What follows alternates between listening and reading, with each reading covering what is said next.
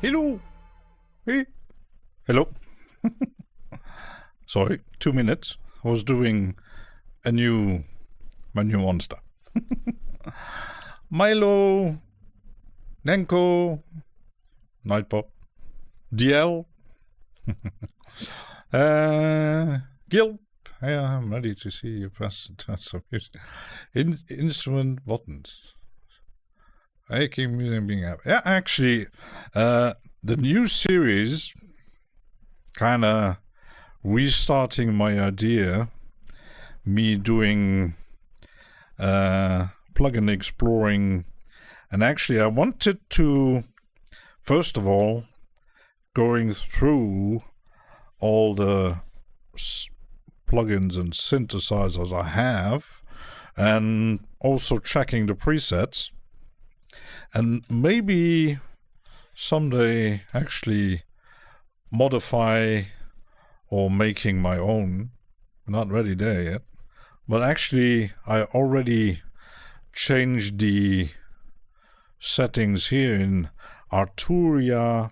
I'm actually checking after that if it actually just changes in one plugin or if it's changing and the whole series. Well, let's see that. I make some hip hop. I think me and hip hop. I actually tried once. Catastrophic. So I already made a few favorites. It's the ARP 2600. And funny thing, there is a preset made by Klaus Schulze. I wonder when did he make that preset, because it's been a while. Let me just check something. When did Klaus actually die? No.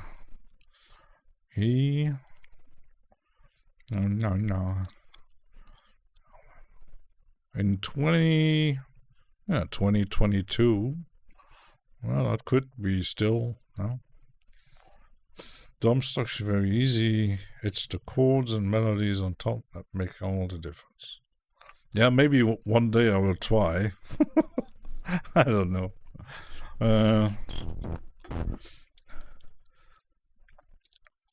So this is the factory. I do have others.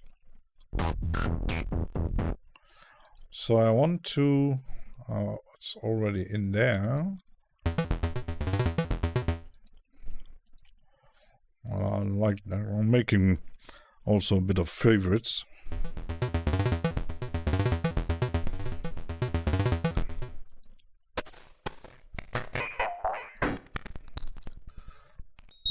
There are quite some funny ones.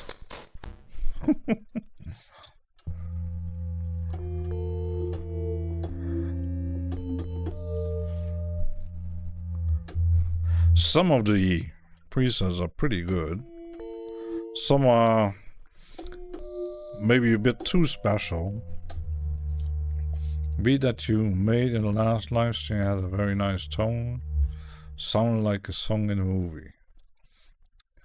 Yeah, I am kind of a movie nerd, so that might influence my sound. I'm not as good as Mr. Zimmer, no.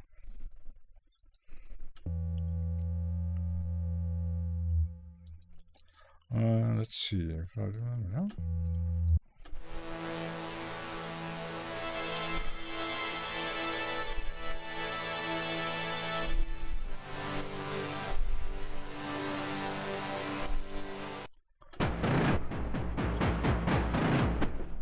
That would be a good preset to make industrial.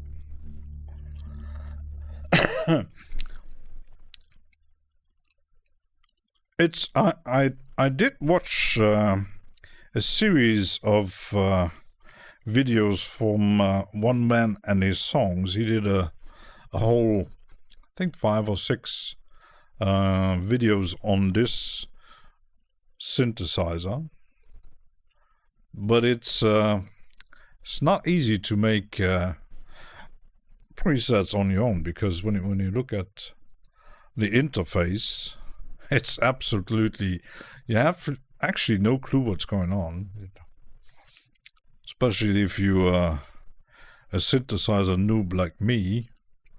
I know there's, okay, oscillators and stuff. There's actually 3 of them. Filters.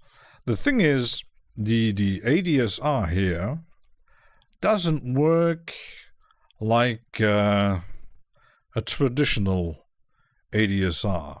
It's a bit different. And then you got the modular stuff and sequencer. I'm not sure if I actually can, if you can hide that. I don't think so. I don't think so. Let's see. No.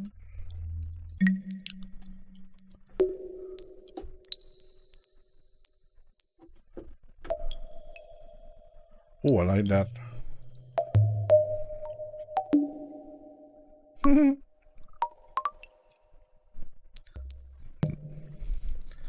Funny, it's always running.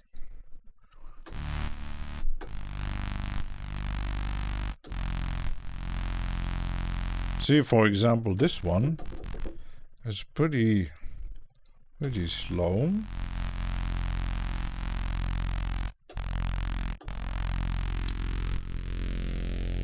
Because if I change the attack, it's still... So you have to maybe, I don't know, change some routing, I don't know. On the edit, that's best. Beast.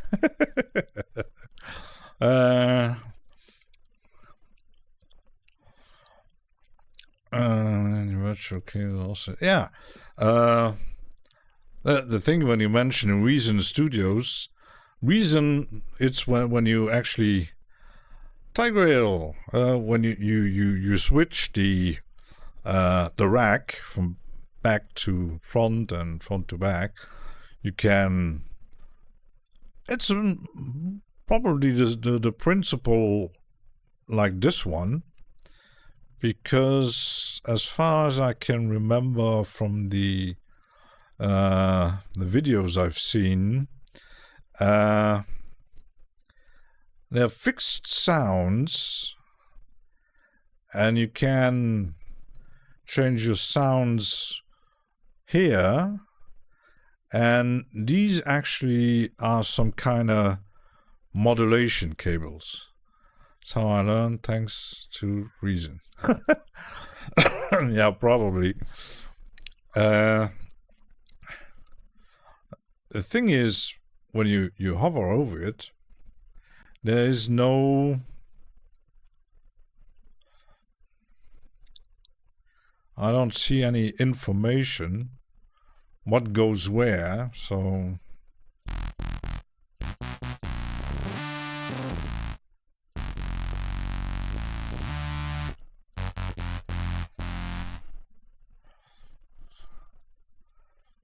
Yeah, it's very odd synthesizer. It's pre-routed. Yeah, it's pre-routed, and you can use it without patching cables. So when you use cable thing, it bypasses the original path. That's the idea behind it. So kind of click on one of those holes, and a cable should appear.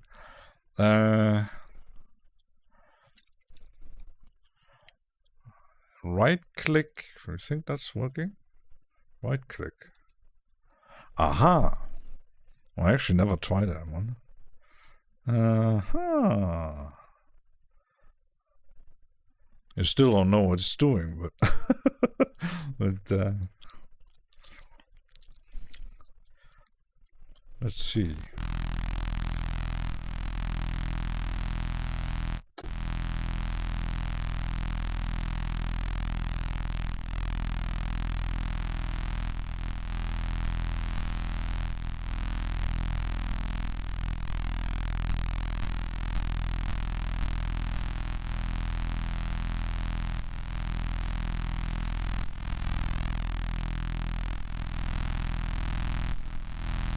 It changes the sound.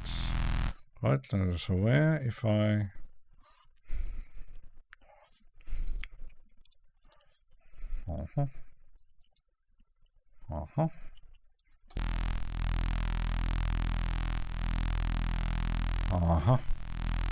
Interesting. That's what.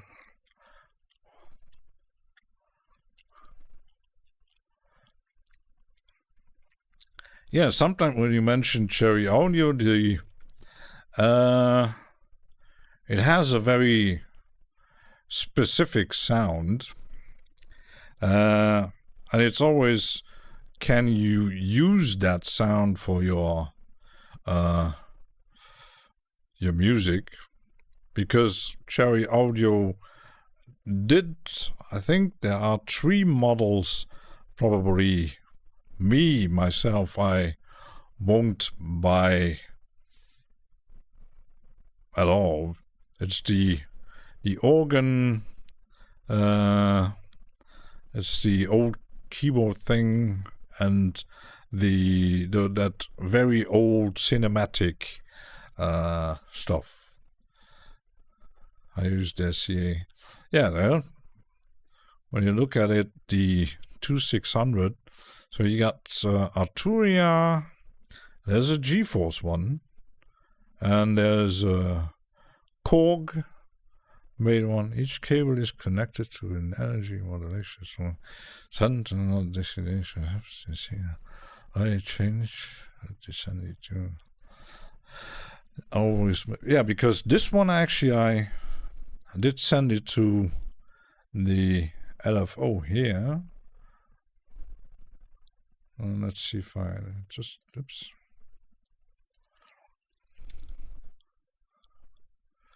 VCO3 to LFO. Because there is only one LFO sign. And if I send it to LFO saw, okay. Well, that's this one. Okay.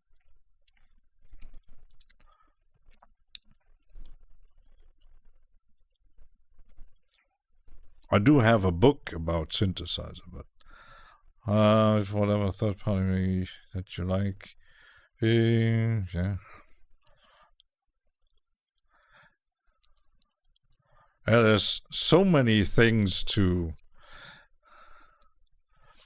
Milo mentioned Reason. Reason is subscription, but the thing is, with Reason, you still can buy a perpetual license, but apparently some old users weren't happy because when you buy a perpetual license from for Reason now, you do get far less than if you subscribe to Reason Plus. I guess this time using Reason has been good for something.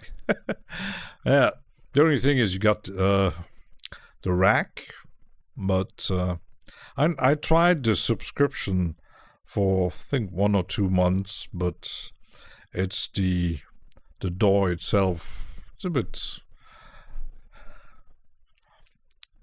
No, thank you. It's bad. Yeah, yeah.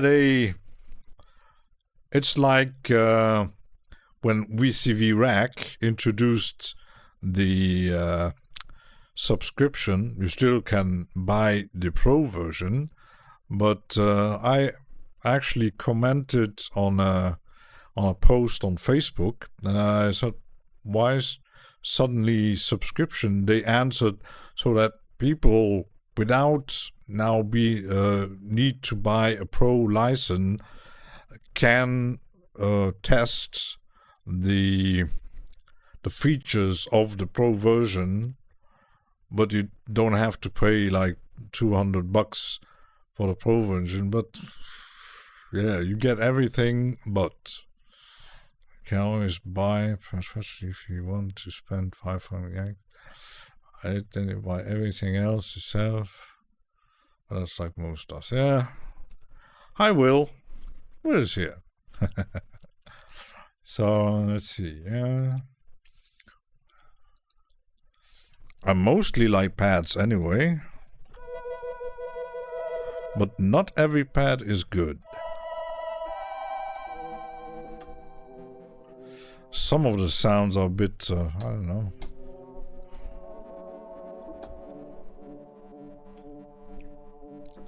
Tension thingy.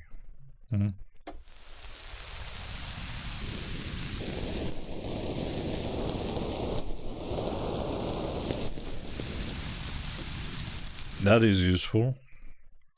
Oops.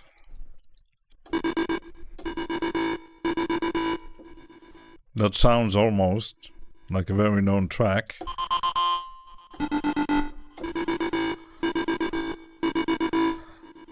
Reason with a cracked version for years. Thought they were serious with all this. Didn't want to pay fun and get it. Well, happy for the reason. There was Reason Plus. Yeah, it's. I subscribe to UVI Sonic Pass. The only thing I actually own is a piano library that I got through some promo for free, and I could buy like I know Dash Glitch only has a few of the libraries from UVI. I can use everything. Don't really need everything, but it's nice, even though I don't own anything. And still, if I decide, okay, I'm done, I'm canceling, I still could just render out the file, and yeah,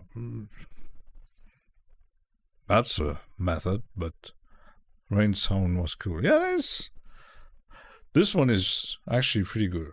This one I don't like.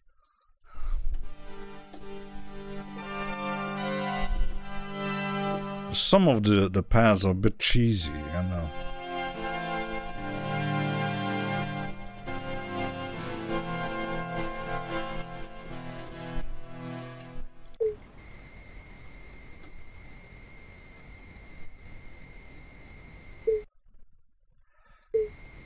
That is almost like a free running sequence. You don't get a copyright strike when you play that.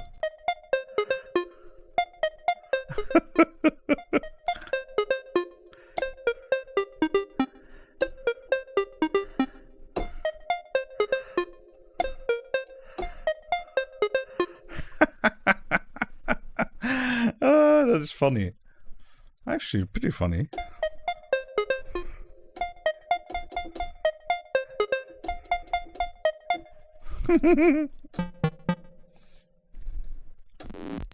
Didn't know that they included that one.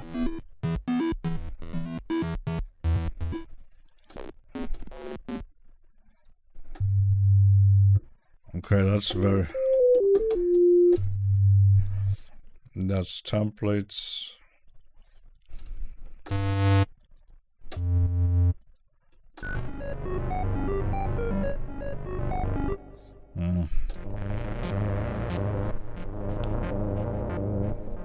That's good for sci-fi.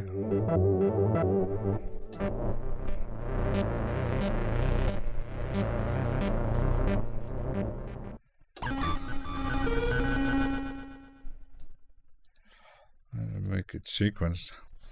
Or in early 70s, late 60s, before regular TV programming, Mexican radio.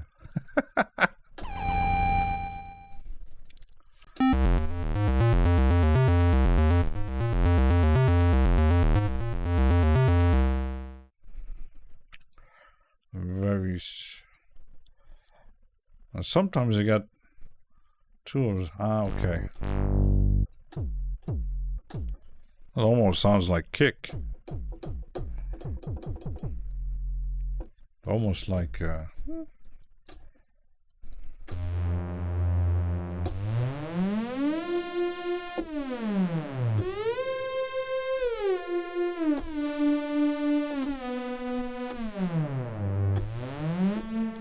funny when you press the keys. Must be regulating something. It goes down and up, riding the storm out.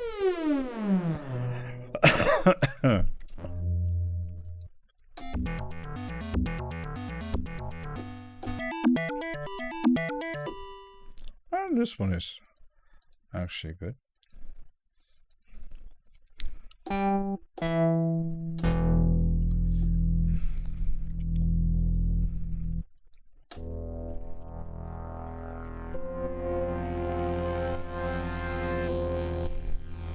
Oh, that's good for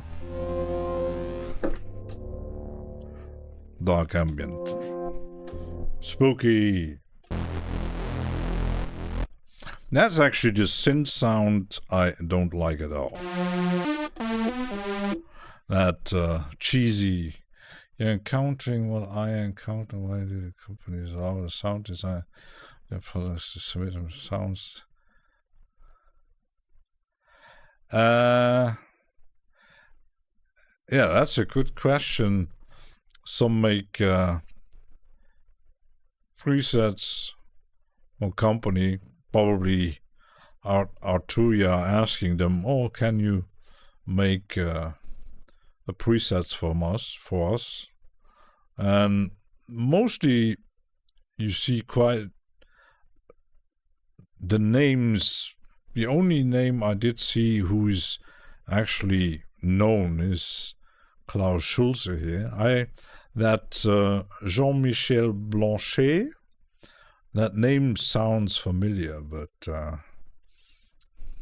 you don't see a lot of famous names. Still some Klaus Schulze here. And of course you get the, because this one is the factory bank. Sometimes the sound in the average reader. Yeah, it's in the VST and often in hardware synthesizers.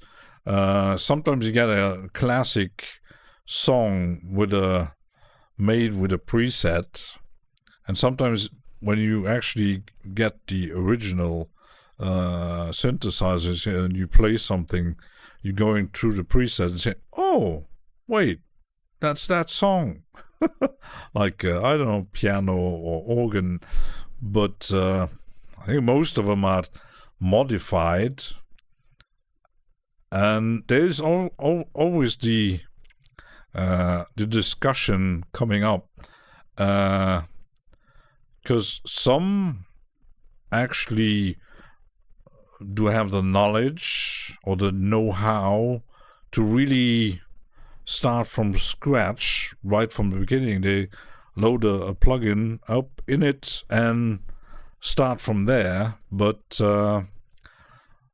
and there's the other category who load a preset. Oh, I like that sound, and then they change it and make it their own. And the third category, load a preset. Oh, I like that sound, let's use it. But then you have to go actually to all the presets, because like here the factory has 519. You still can, of course,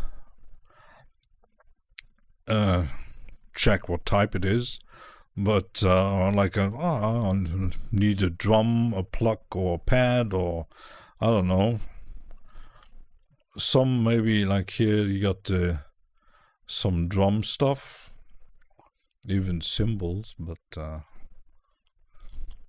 click on the name, and of course the design on bank stuff. But it's always depending on how you work, because like for example the Dash Glitch with sound box, the affair, the big scandal, because he thought I get Soundbox as a sampler, and then with my own sound design I load different samples while doing my track, and then tweak the samples to my liking, then maybe build a library, even a library that he can sell.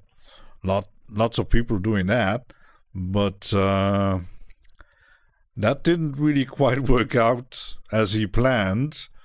But it's the same. You buy Contact, and then you decide, oh, I can make my own libraries, and then, oh, hey guys, you have to pay the license. Oh shit. Oops. But I had the idea to make samples, and then I said, that's a lot of work. And am I actually good enough to do that? Probably not. It's time consuming. Drum programming and playing via keys is my weakness. Yeah. It all depends. Some like playing drums with the pads, and some are actually pretty damn good at this finger drumming stuff. That's why I did my first MIDI controller was a Kai, an old drum pad thing, MIDI controller, and I'm terrible at it. Finger drumming definitely isn't. Maybe I thought about getting a small MIDI drum controller where you can hit with sticks. That would be an interesting idea. So you're playing like a drum instead of finger drummings, but I'm pretty bad at drum programming. Companies can change. Be careful, the administration, marketing. Yeah, that's another thing, because even if there is no internal change, maybe sometimes you got an external factor, buyouts and other things that can happen. And sometimes you like a certain brand or a company, you like their products, if it's software or hardware, no matter what. And then something changed in the company, and then they slowly start doing stuff you don't appreciate anymore. So it's upon you to decide, is the product still worth following or investing? Most of the time, it gets so bad that you decide, I'm not going to invest my money in that. But the problem is, when you invested a lot of time and money before, then you say, oh shit. Like people buying Contact for years, investing thousands and thousands of euros or dollars, no matter. And then the company started to change, and then they said, the product isn't really good enough, or it's getting bad. Should I really? You could decide, okay, I'm stick with what I have, the old version, But sometimes it can happen, then suddenly the old version doesn't work anymore. So that's the thing. There's Tone with their drum library and sample and MIDI packs. They're now closing business. You still can buy them for a good price, the whole range for $100. The thing is, the company is going down. There's no buyer, and it can happen if there's a bug or something. It doesn't get corrected because nobody actually caring about the product. So it's it's a deal, but you think, is it worth investing? Thought about making sample packs too. I don't know how to do it, make commercial level sample. The thing is, when you think about sampling, I did see a video from Venus Theory where he explained how I think it was about a sample, an instrument he made with for a decent sampler. Sorry. He has a very specific software to do professional sampling, because you have to do some kind of treatments, and it's not that easy. You can load a sample into even I could make a sample pack with Falcon or any sampler that I have. But do they sound good? Probably not, because there's layering, there's the pitch shifting and all that kind of stuff. And he has a software apparently that is built for that kind of sample. I think I did check the price. It's not cheap, but can't remember the name of the company who made that software. Some bigger company not involved. That's happening quite a lot. But and then sometimes you get companies who make decisions that maybe they think they're good for them, but bad for the consumer. Well, that's not just software or anybody.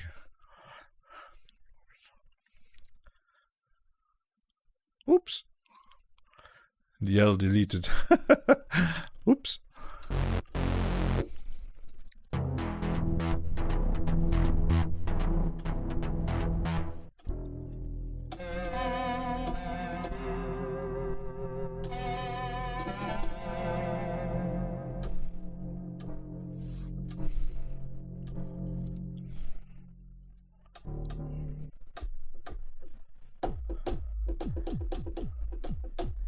It's funny that they made a 909 in a 70s synthesizer.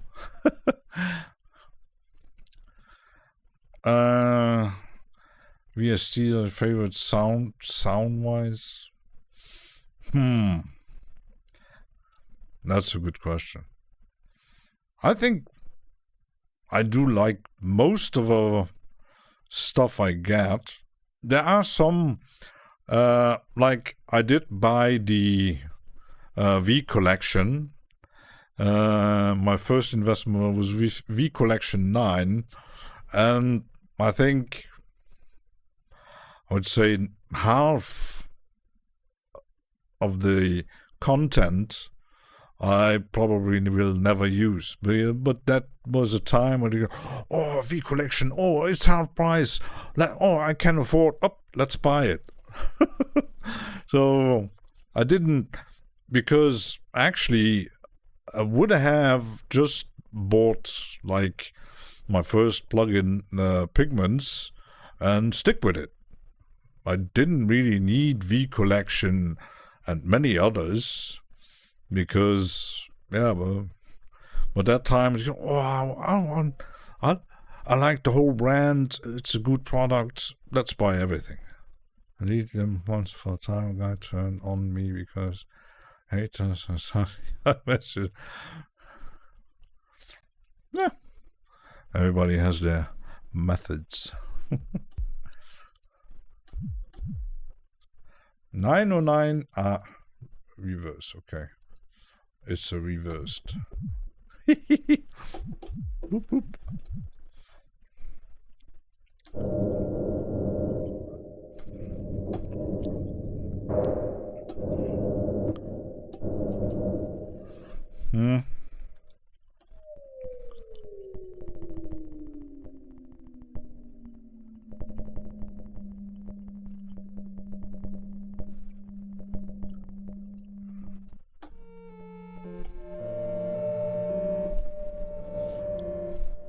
That one is even better, huh?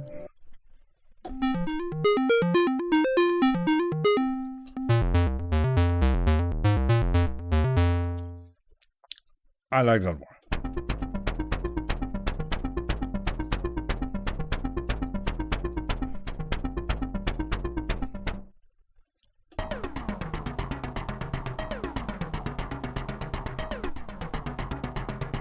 I'm not sure what it's got to do with African, but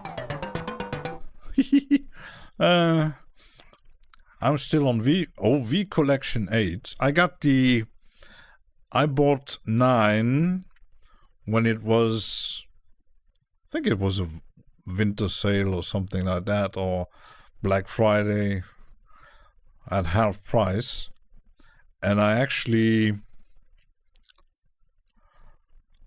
upgraded to 10, but before that I actually had already made the mistake buying some of the new releases as a single plugin, because I didn't know that they would probably include those in the new collection. And now that they actually also have the augmented collection, so that's why I didn't buy the last 2 releases. I'm waiting for V Collection 11, and then I just upgrade it for a good price when it's coming out. But the FX collection, I do have the FX collection. I have almost everything from Arturia, at least software-wise. I'm kind of fan. Some like, Contact. Similar when I did my such my reachable. Yeah, because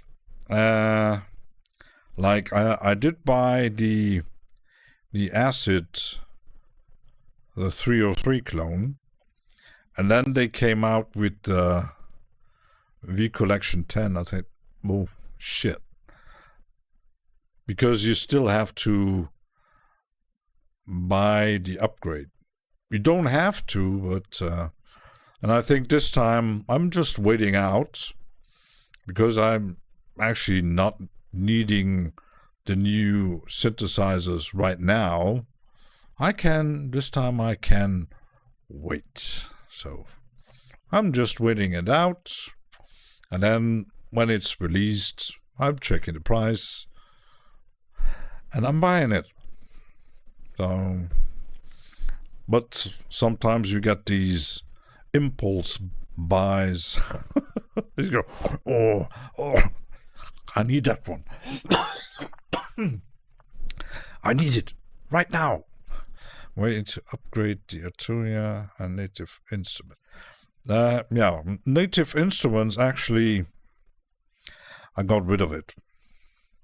I think the only thing I paid for was back then for what, 10, 20 bucks, the old FM Abyss stuff. The rest was free libraries and stuff like that, and the player. So never using it. I thought giving the old synthesizers a chance, but nah. So keyboard is native instrument. Yeah, that's the reason.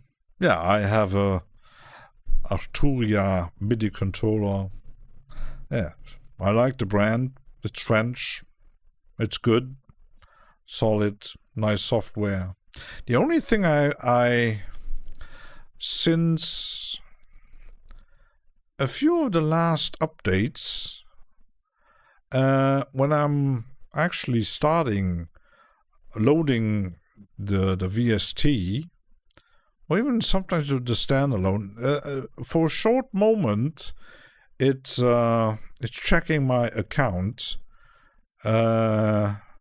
It's almost starting like in demo mode, and I don't know, it's maybe a small bug, because once it's checking, I don't need to put anything in, it's loading automatically, and then it's okay, but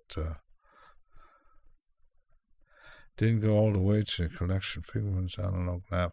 Human is here! Fragments motion, here the bits. Yeah, I think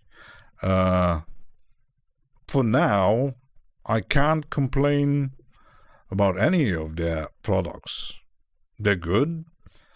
They're French, Français. I do dislike that keyboards seem to be brand oriented these days as far as software goes. Yeah, that's kind of when you look at most bigger MIDI controllers, they either have a deal with, because you buy one and you get access to like a contact player or analog lab or something else, and then you get specific like Arturia that did with analog lab, native instruments with contacts, and probably others like I know Nectar has their own kind of quirky software thing going on, a bit under the radar, but yeah, it's like trying to get the user to stick with a brand kind of thing. We can use other VST over it, but it's always, yeah, it's like the Arturia MIDI controllers, they are actually made to use with analog lab. You got the switches and stuff that are actually, there's a preset for analog lab and probably native instruments built in with all the stuff and the nitty-gritty stuff to control contact, or controllers specifically made for Ableton, stuff like that. And some of them don't even really work well in Bitwig, so you need scripts and stuff like that. Now that's the brand stuff. Mm-hmm. Okay, this one once by itself. Some are funny. I like it, but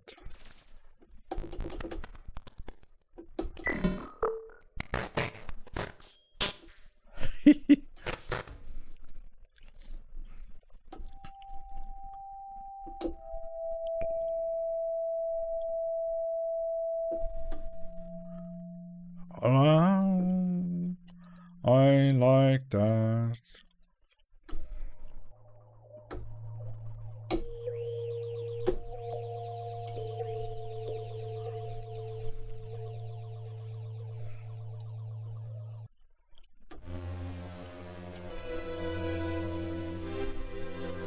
More spooky one.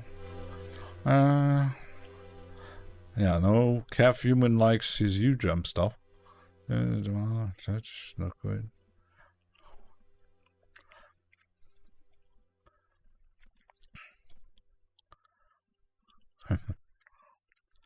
do like to your piano. Yeah, that's pretty good. But as I only have the essentials, so I don't have any MP or fancy stuff built in, and I might maybe slowly thinking about upgrading to the newer model. Viral Beats is here. Yay! He's awoken.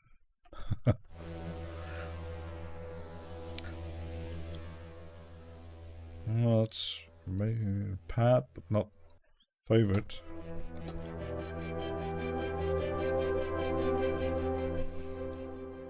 I like that one. Ambinet.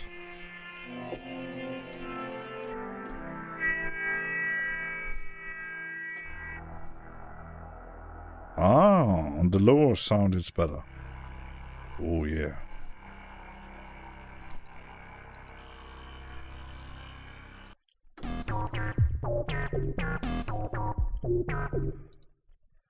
Let's make sequence.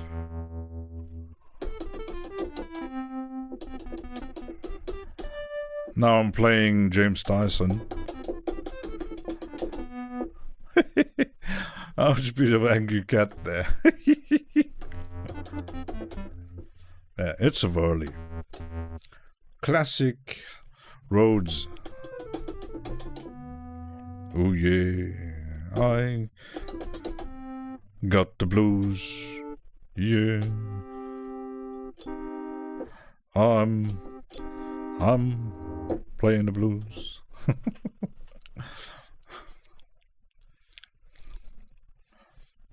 That's, for example, that's Rhodes and whirly sounds. That's not my stuff. So probably that's good for like DL wants some hip hop.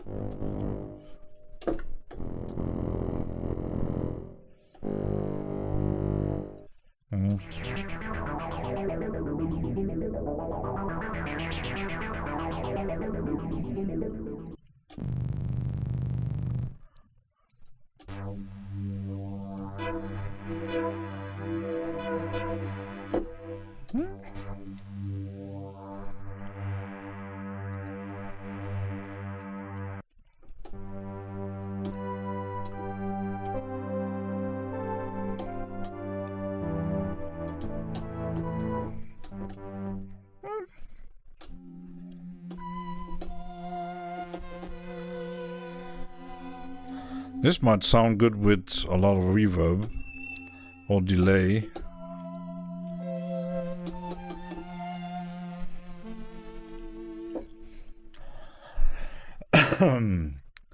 Old familiar, new face.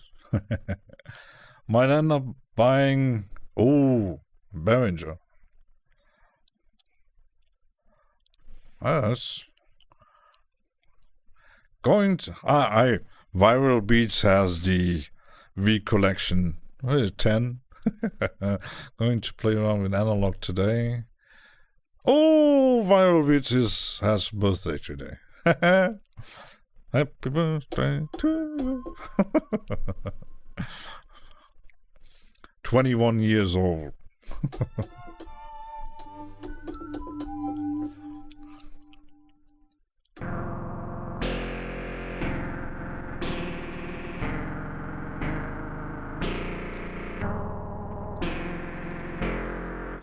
The thing is, now that you have Analog Lab, what actually the idea behind it is pretty cool, because, for example, I loaded the ARP 2600 as by its own, but it's a bit like the idea loading UVI workstation and then loading different libraries, even building a complex set of libraries and layers and stuff. You could just load Analog Lab, and if you have the V collection, you can edit the presets. Because if you don't have the Pro version and the V collection, you you can tweak them, but there are limitations. So beatmaker cozy good for low-fi phases BM circuits. And what I do like with Arturia, even though they make old clones, they add some spice. So you got like a sequencer or some effects or modulation things. That's quite interesting, because other companies, maybe they keep it as original as possible, but depending on what you're looking for. So using Analog Lab a lot. Yeah, I might I'm always forgetting that I could just load Analog.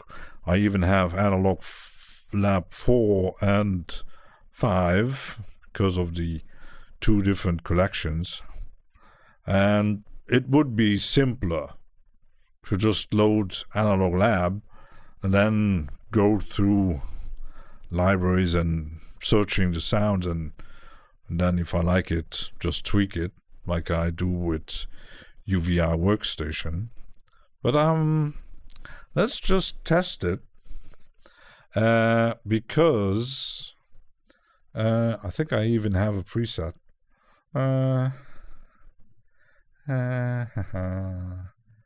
No.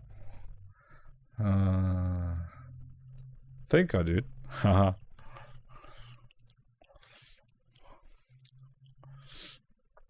Because you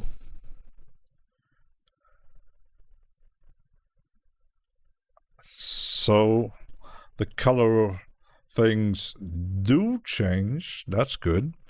But if, like, for example, search for pads, like, I don't know,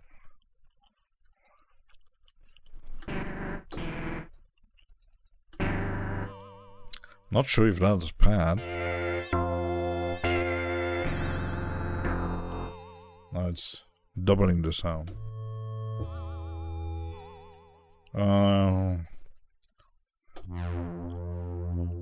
So I'm loading this.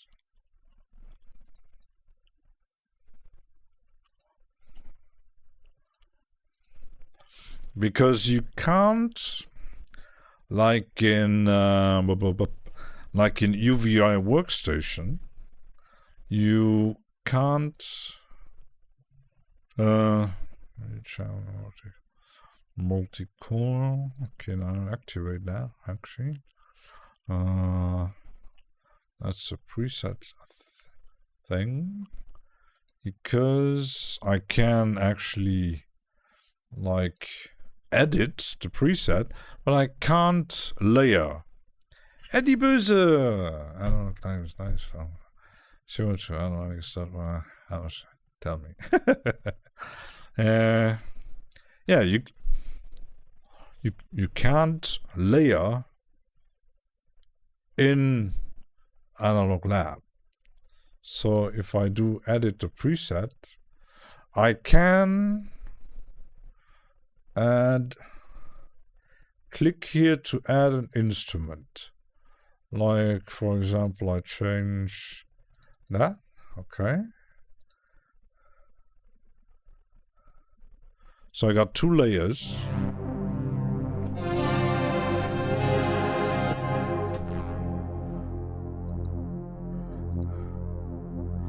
Well, that's, yeah, 2 layers. So you can't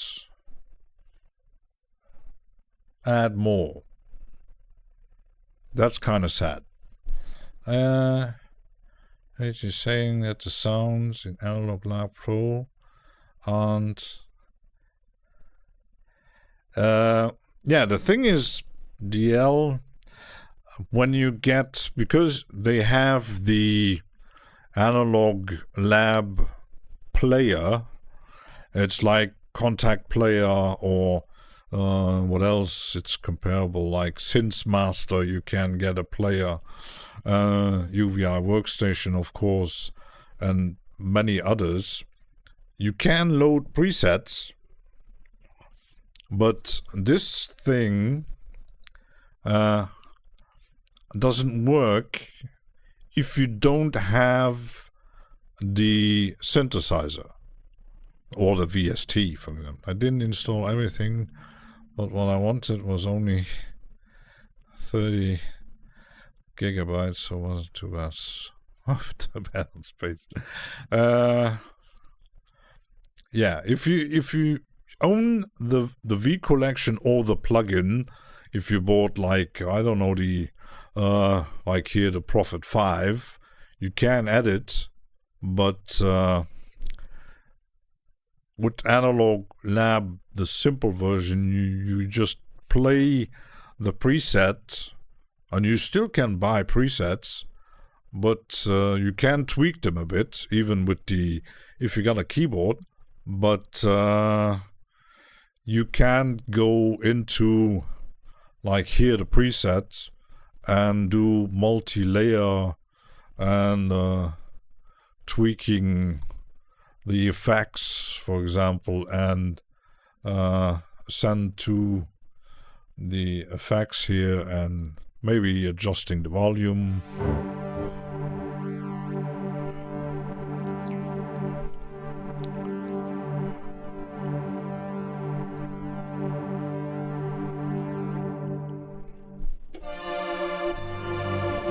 The only thing is, you can only make 2 layers. So, hustle hip hop. Hustle hip hop. Kev Human is our man for. Yeah, that's actually kind of a bit of, because Workstation Dash Glitch mentioned you can actually do 16 layers or something like that, and Contact 2. There is something similar, but it's more like a preset MIDI player, something like the that crazy plugin. Can't remember the name. I almost did buy it, but then I decided, you know what? You can't edit the MIDI that is built in the program, so no, I don't really like it. No. And for example, I could actually just change either the preset, like something else, and I'll go back.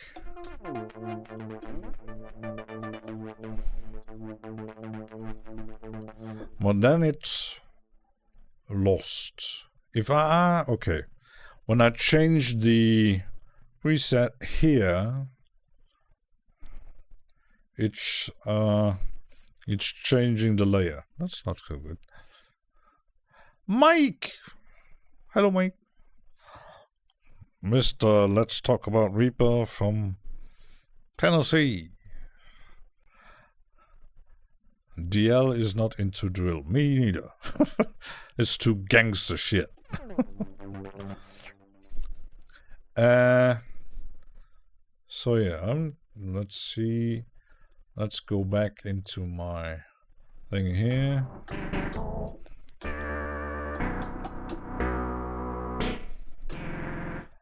It's funny. It says melodic sequence. I'm not thinking that's melodic.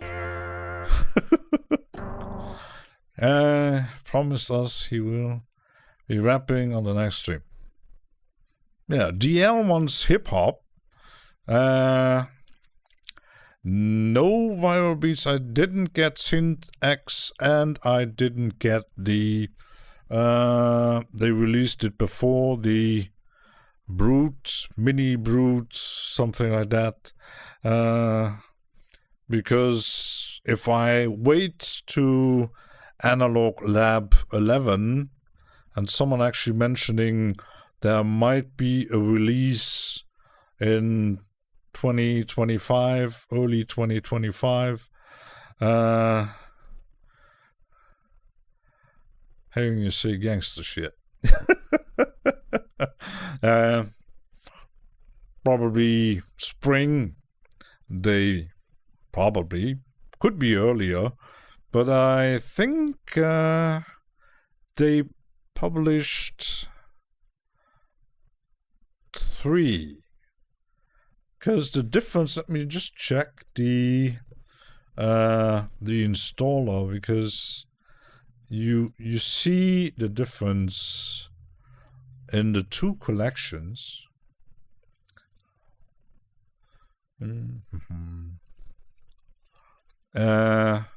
The collection 10 has 39, and collection 9 has 33.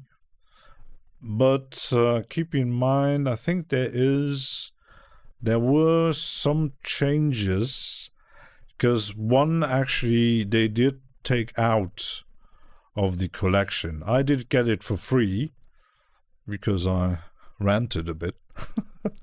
Because I wanted to buy it, but it wasn't available at their site, and they were so kind of giving me access. They activated the license in the installer. I had to breakdance. I'll break my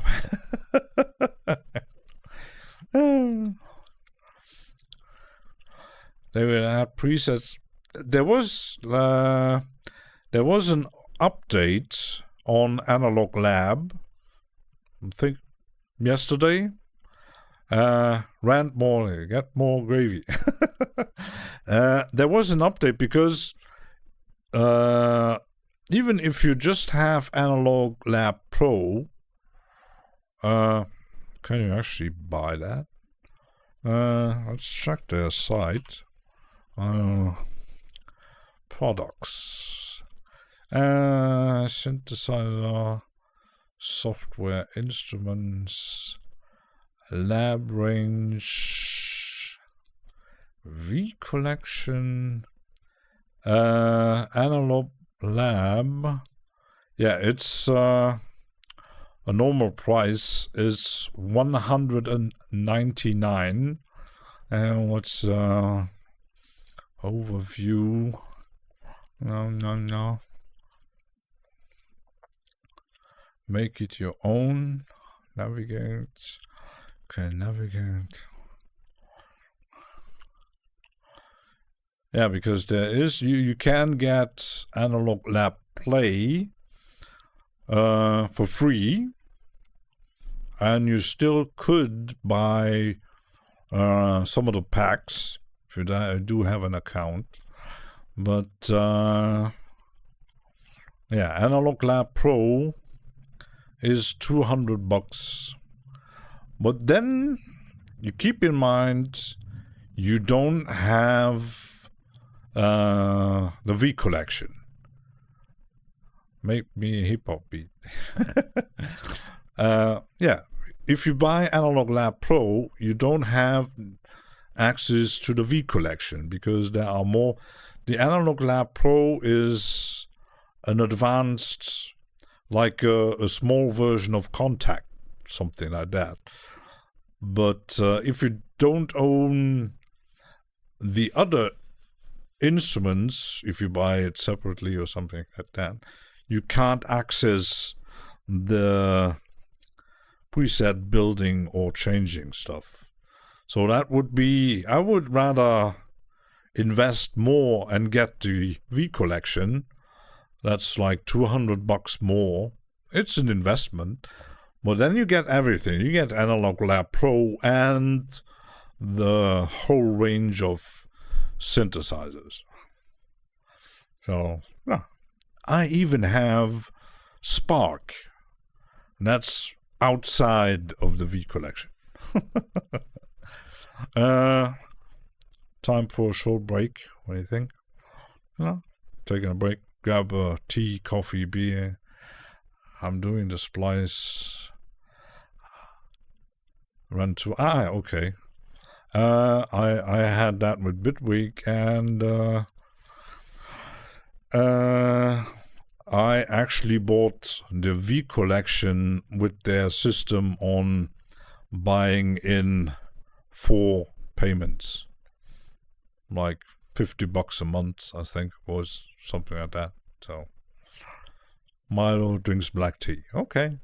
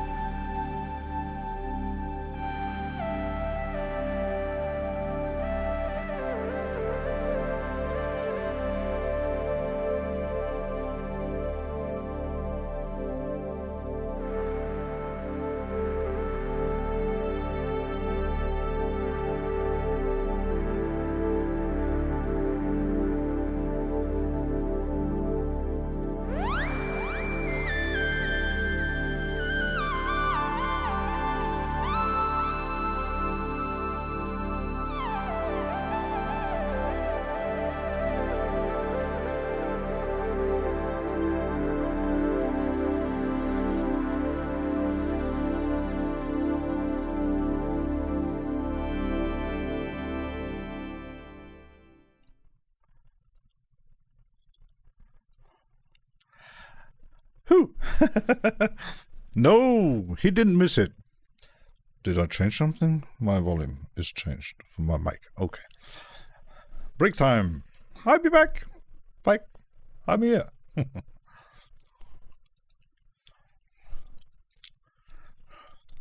What I want to do? Back to the Synthseeker is here. How's the health doing? Synthseeker has the new Ableton Move. I've seen. So, new toy.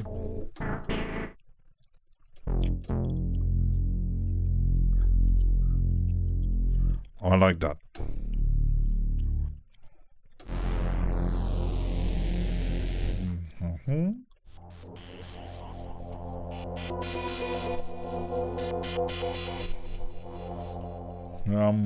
Maybe to the pads. Ableton what? Ableton Move. You didn't hear about that, Milo. The new Move sample thing. Health is improving. Thanks, yes, I'm going to stream. Oh, he's going to stream tomorrow. Back in the saddle. It's a small sampler device with built-in sound, I think. And there are pads and sequence thing. It's like a mini push thing. Almost like the size of the keyboard here.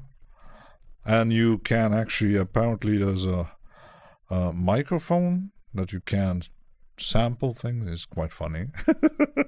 Again, how often do the plugin and VST make us offer you? DL, none at the moment. That might happen if I get to 1,000 subscribers, maybe. I could ask for some non-refundable license, but I know Kai Jürgen asked, I think he asked Arturia to get access to some of their stuff, and they said, yeah, we can give you access, like, for example, for limited time, like 3 months, and then, yeah, it looks like an Electrive too. Yeah, it's almost, but it's not cheap for a tiny sampler, but it's a sampler. With a 4-track sketchpad, works best on only headphones on the couch. Yeah, I think it's built for that, but it would. I think Odo Sendadokai said it's a bit expensive for what it is, but that's for everybody to decide. And Synthseeker does work with Ableton, so goes well together apparently. Crazy Rabbit.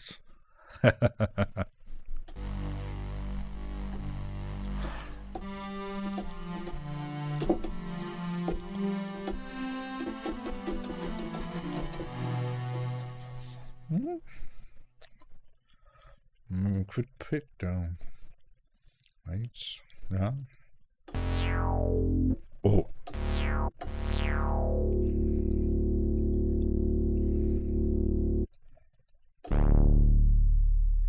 That's a good one. Good one too.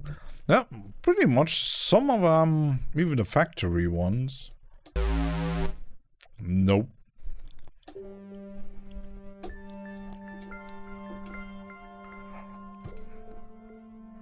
Okay, that's a free running.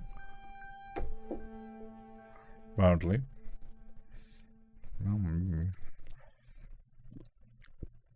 What is Bao? Baozo Piff? I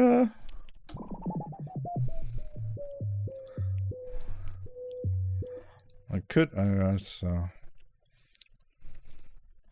oh, I got a new thing here. That's new. Okay.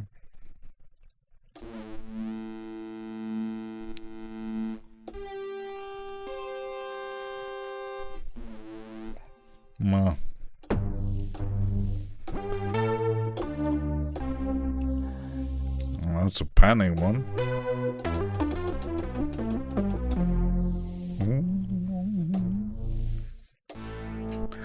not too much into certain lead sounds. That's a good one.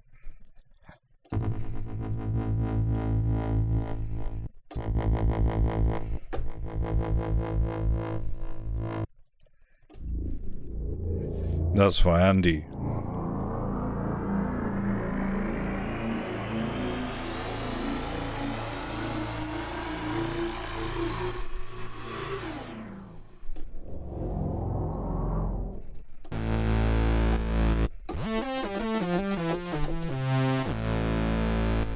Nope.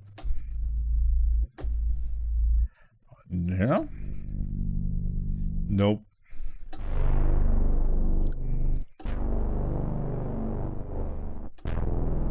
Nope.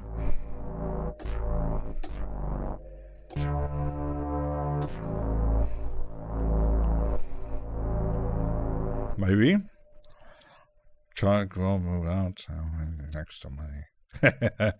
Extra money, yeah. Sometimes in a price. Yeah, I was thinking on next year I might invest in small desktop synthesizers next year. After 30 preset late, I was looking for.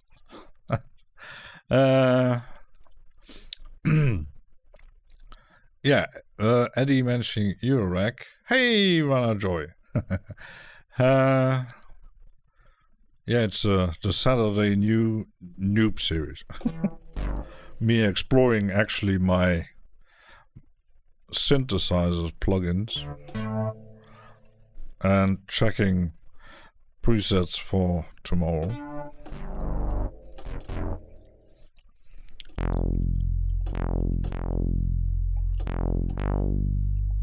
Oh.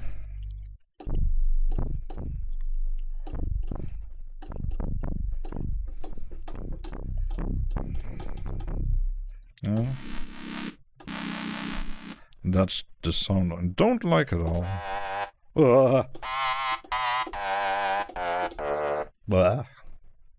Nope.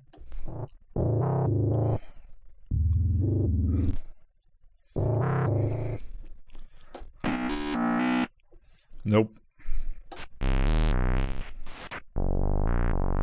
Well, that's good for there. That's a good one.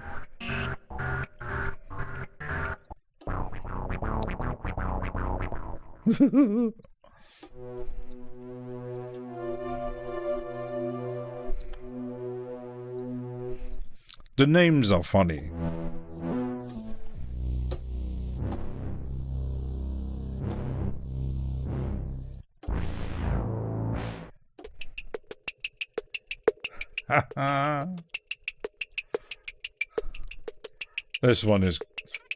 This is one funny.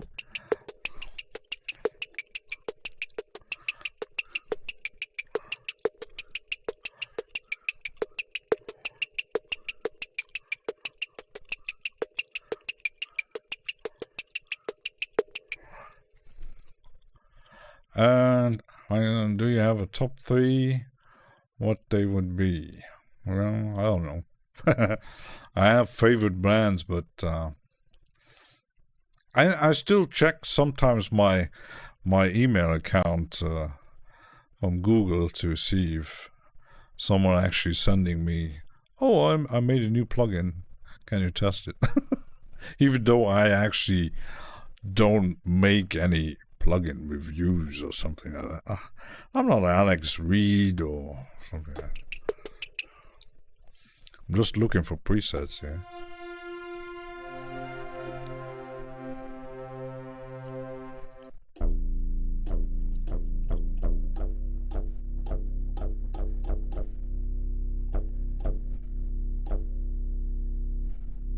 The thing is, now that there are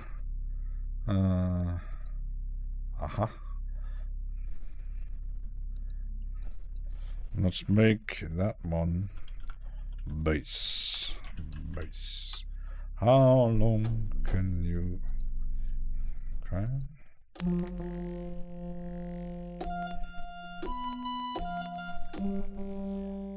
Like that.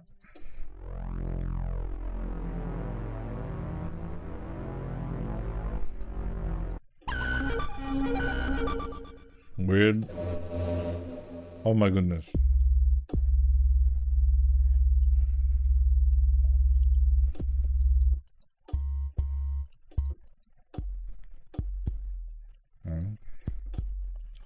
Kicks, okay.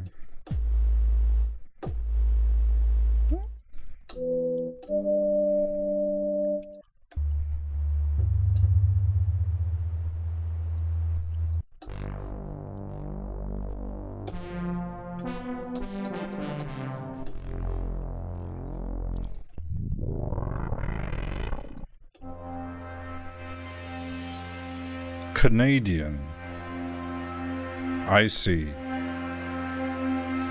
Tuning, not using typo. That song is the auditioning preset song. Assuming everyone is using to a song.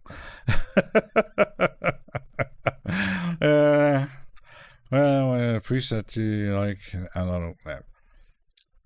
Yeah, I did buy some of the packs that they're offering.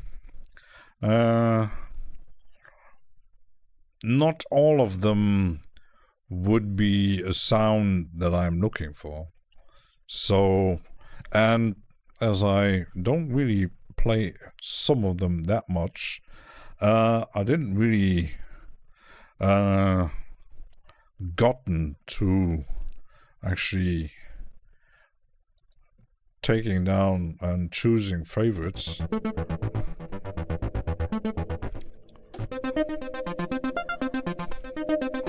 That's already something familiar.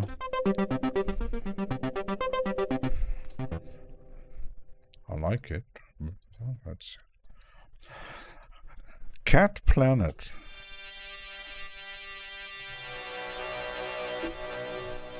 I like. That's I like.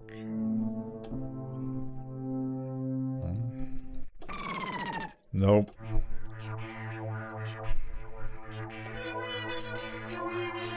Nope.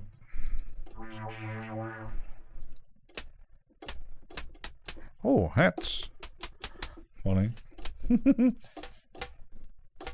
Doesn't really sound very cheesy snare.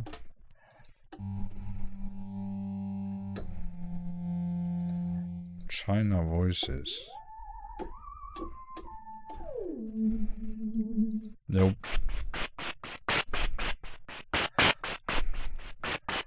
No.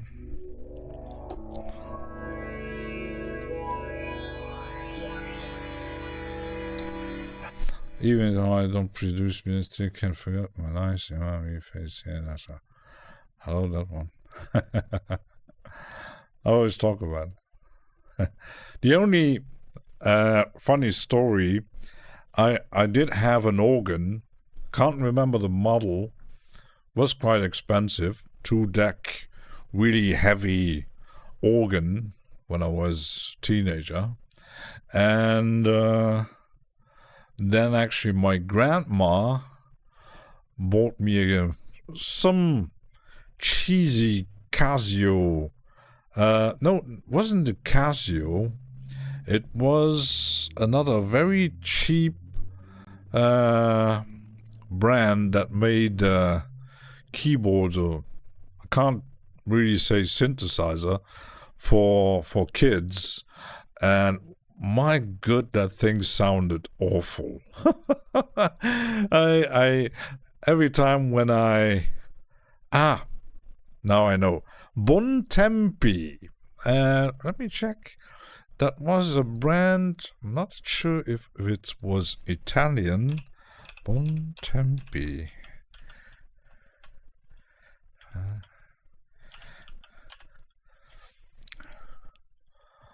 And apparently it's still, I don't know, Wikipedia. Don't say. So it was Italian, actually founded in 1932. They had in the 17 and 80s. Yeah, they had organs and keyboards, and through the boom of Yamaha and Casio, because of the Yamaha and Casio, they made better products. Yeah, apparently they're still making in small amounts. Apparently, they still exist. So, but mostly stuff for kids. Says on Wikipedia. One of the most components and versatile VST plugins. Yeah, that is actually true. Are there any sampler users in the house? Favorite sampler, jam player too. I mean hardware samplers or software samplers. So. Because hardware samplers, there are quite a few out there, depending on, I like the MPC range. Roland has some. I almost thought about the new sample thing from Teenage Engineering, because the price range is lower than their normal stuff. But I know some people who actually bought it, and even though it's a funny product, it's can't say it's buggy, but it's broken. Someone actually told me he packed that thing out. He just got the package, he opened it, and it was already, some of the buttons were broken. So they, I don't know, very cheap. So very cheap. And I did order a sampler pad player from Akai, because I thought using it in stream for launching small samples like that.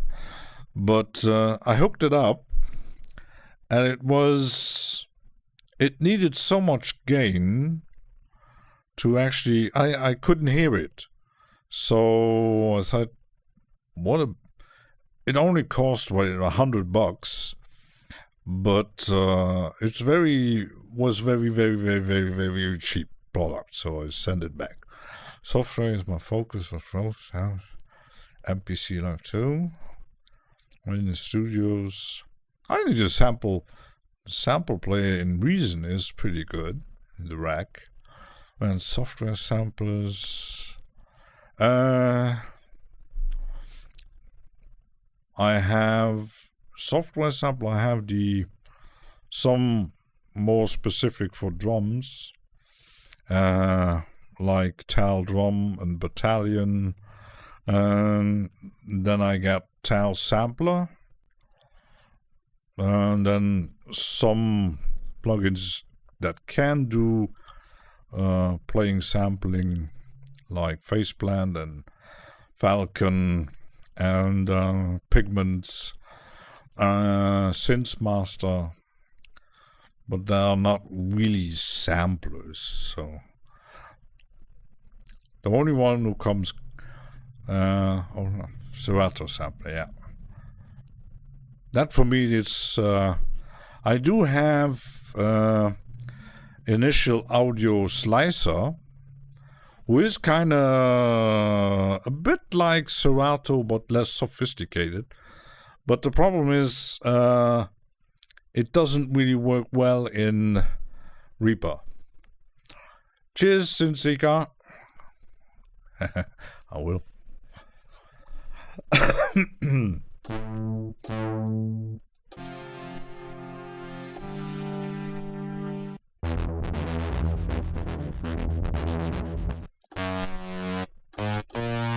No.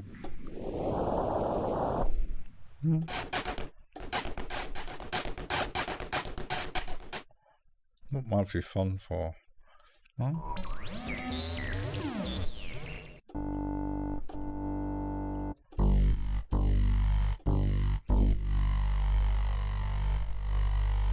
Might be good for bass.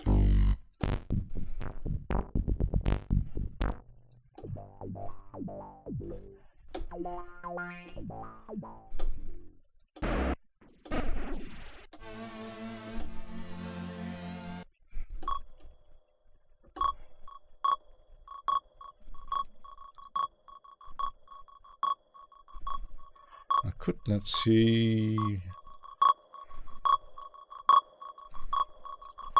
make that effects. Right.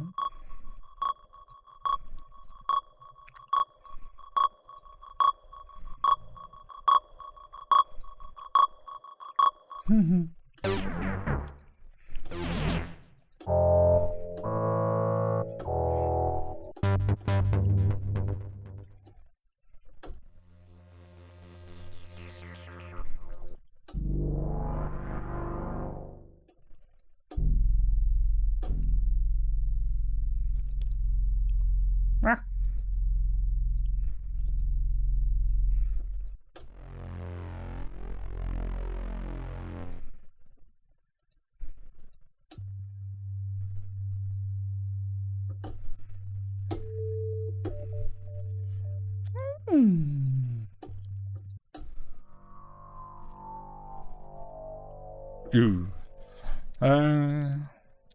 Serato find sample and assign them to your keyboard. The only thing I didn't like or don't like about Serato is the very colorful UI. Well, prices, it ain't cheap. I like to load my guitar noodles into Serato. Patch of granular synthesizer. That's why, like Eddie mentioning the Cubase thing, I did see a video, someone actually loading up the internal Cubase sampler, and he showed some stuff, and I said, ooh, that's actually a pretty damn good sampler, because it's definitely not comparable to the built-in from Reaper, but that's actually, it has functions that yeah, I think the Bitwig is comparable. I don't. Some complain about the Ableton built-in sampler, but I'm no expert in Ableton anyway. So I know the sampler from Bitwig is pretty powerful, but it's comparable to the sampler from, that is the sampler model from Falcon, but yeah. I didn't test. That might come in the new series. I'm gonna test a bit Synthesizer, because the new version has a granular player model in it, so that might be interesting. 120 years of me is helpful for such a question. Yeah, and the funny thing is, like Andy mentioning, even though if you are a long-time musician or beat maker or producer, you sometimes you get into your stuff that you like, that you use, and you almost keep forgetting other stuff. Like Milo didn't know about Ableton Push, because if you don't really either you're not interested, or you're not following a lot of that, new plugin, new hardware, new channels, or didn't know move.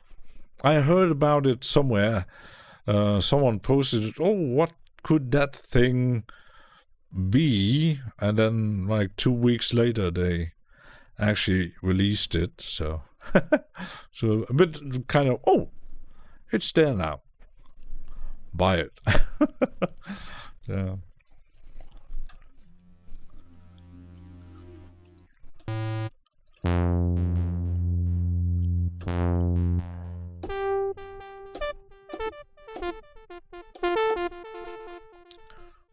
Go my place.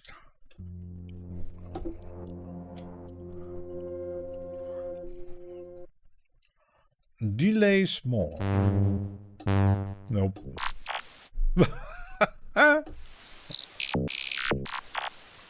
It's called dentist. Oh no. No.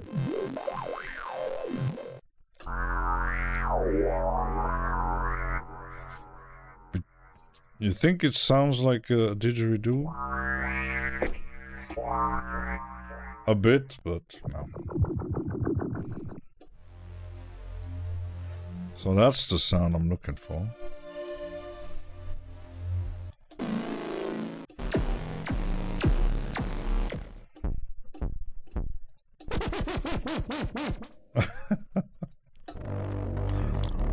You see that kind of stuff, you wonder, where the heck will I use that? Not to make...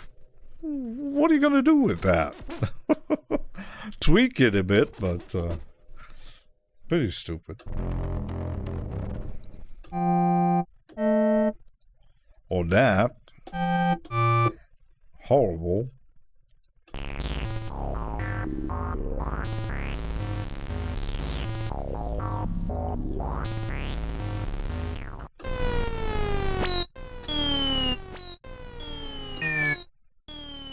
Might be interesting for the effects, maybe. No.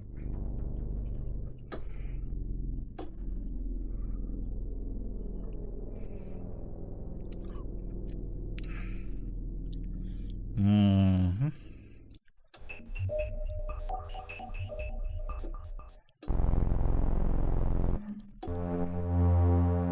It's not really a drone, is it?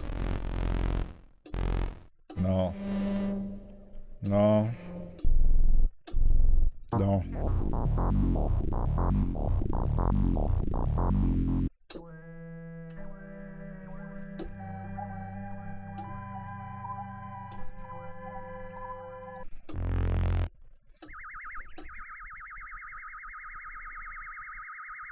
Oh, that's very subtle. I actually can't hear it. Something is moving, but can't hear it.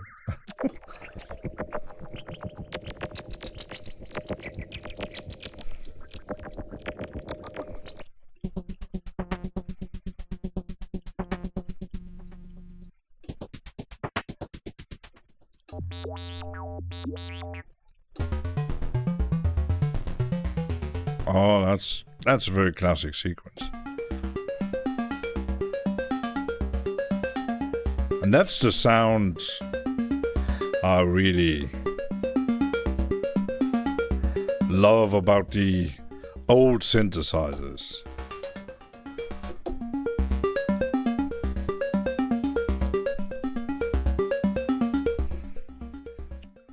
That's the stuff I love.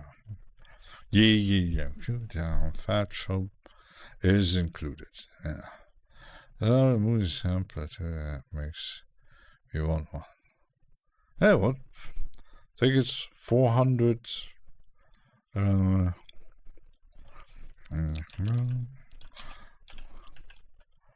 don't know. Able. Oops. Can't wait. Ton. Move. Compact tool. It's because someone actually mentioned it because you can actually buy, and that actually, you mentioned that's actually a pretty good deal when you buy Move and Live 212 Suit. You pay $449, but it's not really clear, because when you buy Move, you get Live 12 Intro, and it says here Live 12 Standard is $209. So, but it's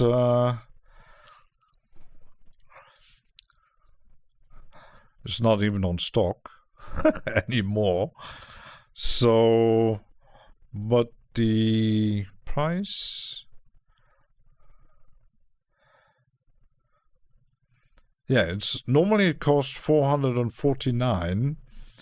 Let me just check something. If I now bundle with Live and I choose Live Suit, that would cost, oh, so that actually would be, Jazz Dude, that actually is a good deal. If you don't own Ableton, you buy Move, you choose Live Suite, and yeah, it's $449. No, let's see. To pay now, pay later. Let me check again. Start shopping. Move, buy now. Let me check again. Bundle with Live. No, pre-order. Not that I'm... no, it's not a good deal. So you pay Move $449, and you got a good price on the Ableton Suit. And you still pay $900. So not a good deal. And I'm no fan of Ableton anyway, so Move can actually run most of the synths in Suit. Oh, it only has drift and wavetable, even if you have Suit. Well, the version did 50% deal if you had the hardware ones. Yeah. Soft synths. Most of my synths I buy at Plugin Boutique. I know Thomann, even some that might be interesting for people who live in the US. Sweetwater has soft synthesizers too. So sometimes they have pretty good deals. So I think they had a deal on a bundle from effect plugins from Plugin Alliance, BX or something. If I wanted Ableton only way, I'd get it as a student discount. Yeah, I had a license for Light. I did get with some MIDI controller, and funny thing is, it always gotten upgraded. So I had 10. I think I even had access to version 9, and then 10, 11, and 12. And yeah, I can't use it because it's just a light version. I almost thought upgrading it, but then I had some problems with it, so I decided, you know what, Nope, Ableton isn't my thing.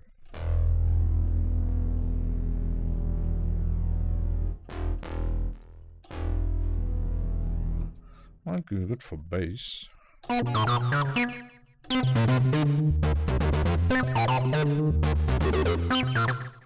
You can sequence it.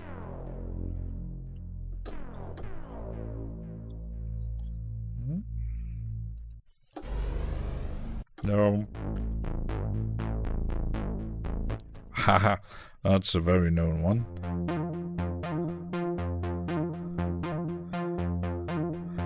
Normally you should recognize that.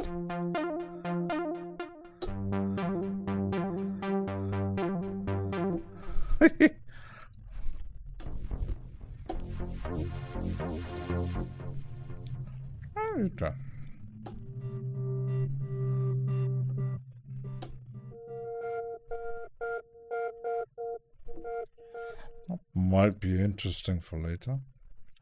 Evil sweep. Oh.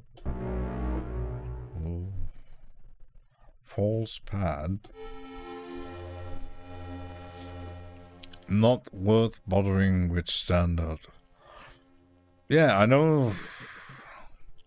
Even Kai Jürgen mentioned, because I think he has a standard license.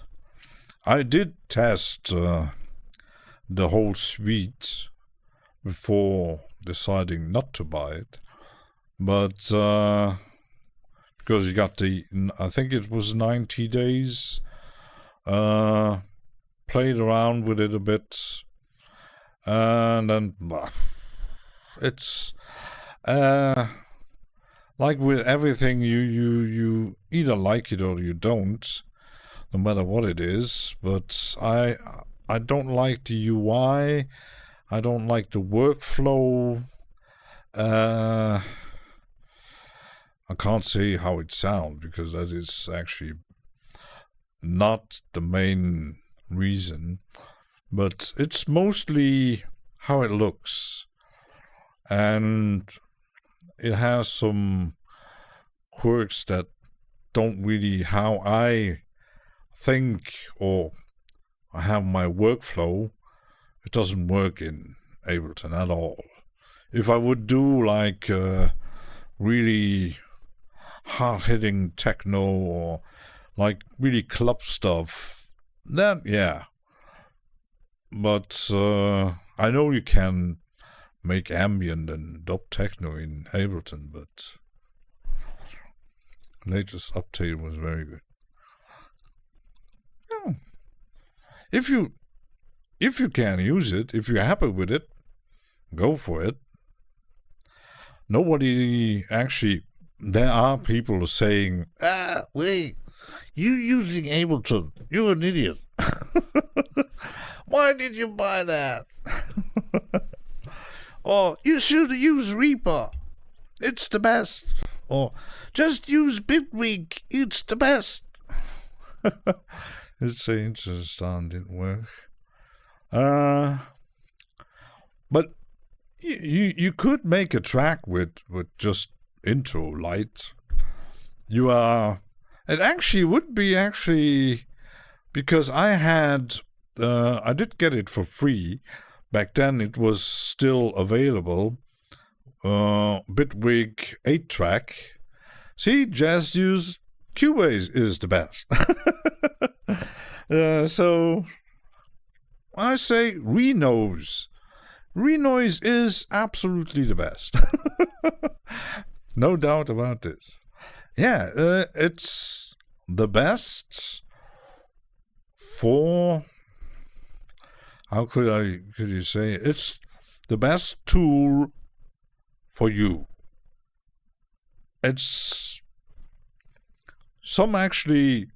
I know some people actually just use Audacity for doing podcasting, or I don't know, even making music. It works.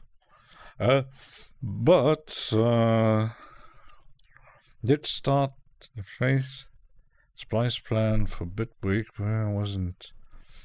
Yeah, Bitwig has But when you come from Ableton, it might be easier to switch because most switches come from Ableton. Some, like Dash Glitch, move from Cubase to Bitwig, but it's a total different workflow depending on what tool you're using. So for me, I tried them. I think I tried them all, almost all.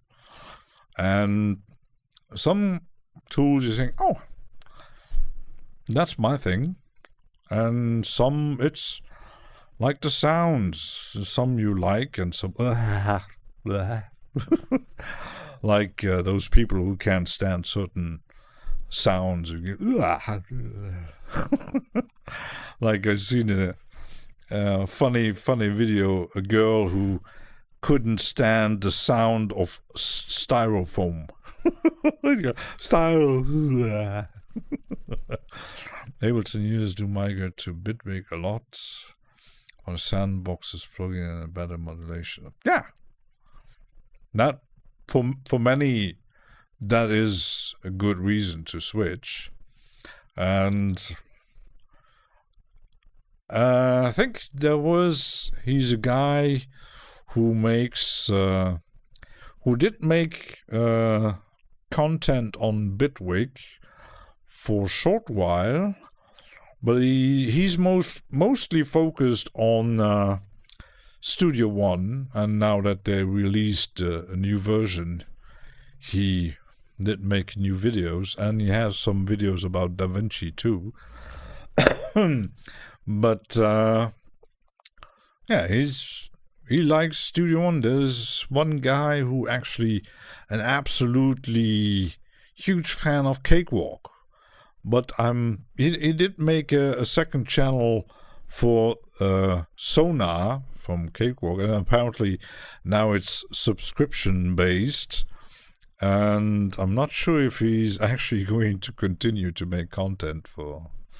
But sometimes you got people like Kickback Culture, a girl from the US, who made 500 videos on Reason. And decided, yeah, time to move on. I don't really like where it's going, so I'm gonna switch. But Max for Life, yeah, Cav Human is using a lot of Max for Life stuff. Max for Life is pretty intense, so that's weird because the best and most expensive Max devices often get absorbed into future updating behavior and become done. yeah, if they're good. And in the end, what counts is how the end product sounds. Is it okay? Yeah, if you can use it. It's synthesizer. Sometimes you get people maybe buying a synthesizer and you go, oh, I didn't expect that. So, oh. It doesn't sound like in the video. Or Cakewalk Man is still free. Yeah, it's no longer being upgraded and supported. Something like that. No, that's something a paid product. You can still use and make projects. Yeah. I tested Cakewalk a bit. That was quite nice, I think. I like the look of it. But for the workflow point of view, it's pretty much the same as Reaper, but it comes with plenty of plugins and stuff. So I tried Studio One, didn't like it at all. I even tested FL Studio. I almost bought it, but that is also made for very specific. The clip launcher function even had been okay for a decade. Yeah, it's some stuff that Adore has that others haven't, and it's all depending on what you really need.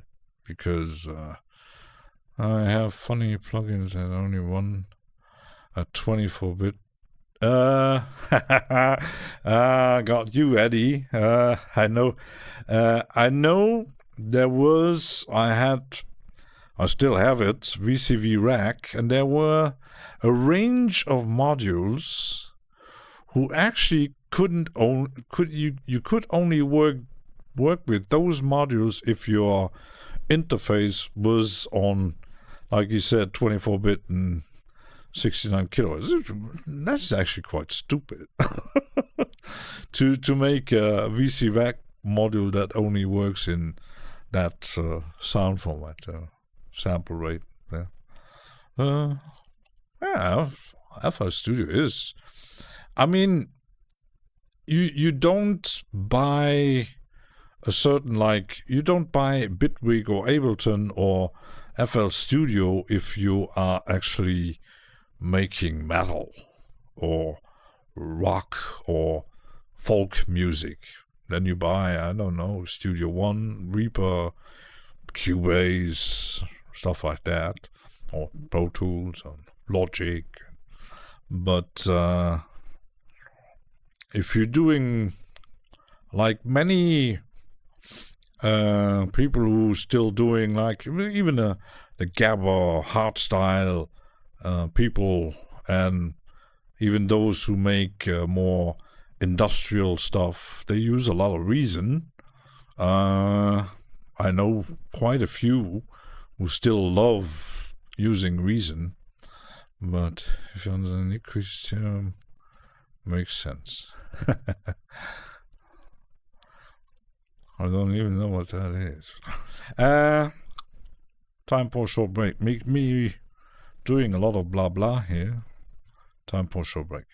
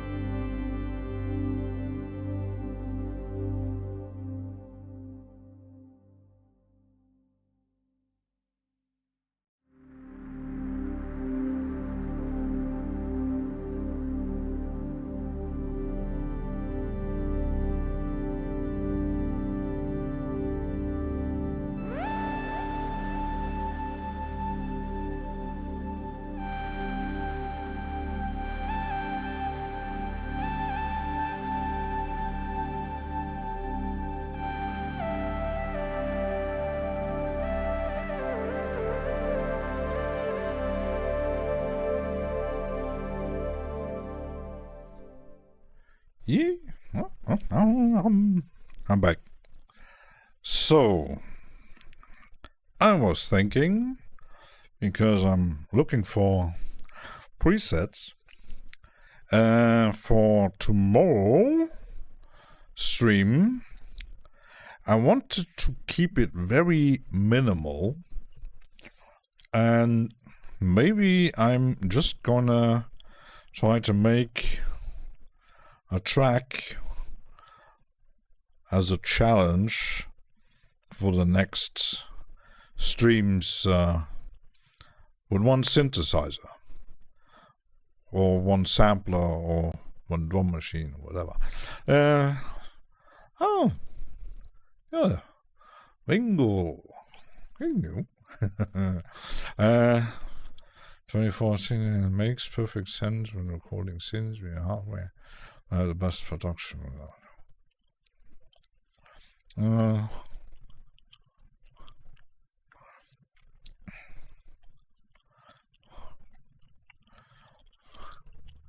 Taken around by hardware. It's got CVST, core collection. I got funds.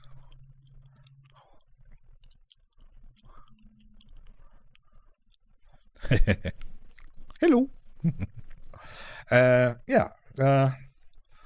So we still got some favorites. There are plenty more. So let's see. If I go into the banks. Okay, there's only 3 presets. So that's not much.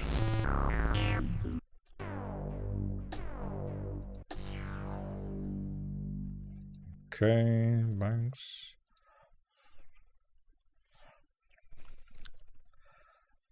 Because the problem is, I think I bought these, but they are made for Analog Lab.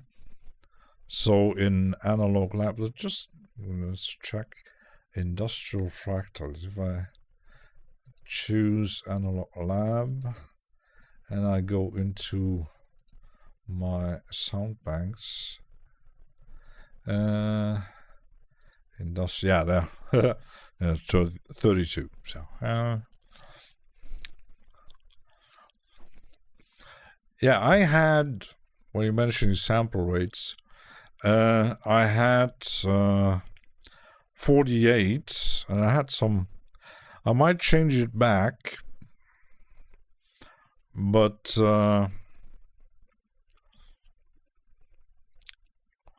then yeah, might depend. Really only down sampling it when uploading stuff, so makes no sense for YouTube. Choose live or a typical ways to make music. Makes sense.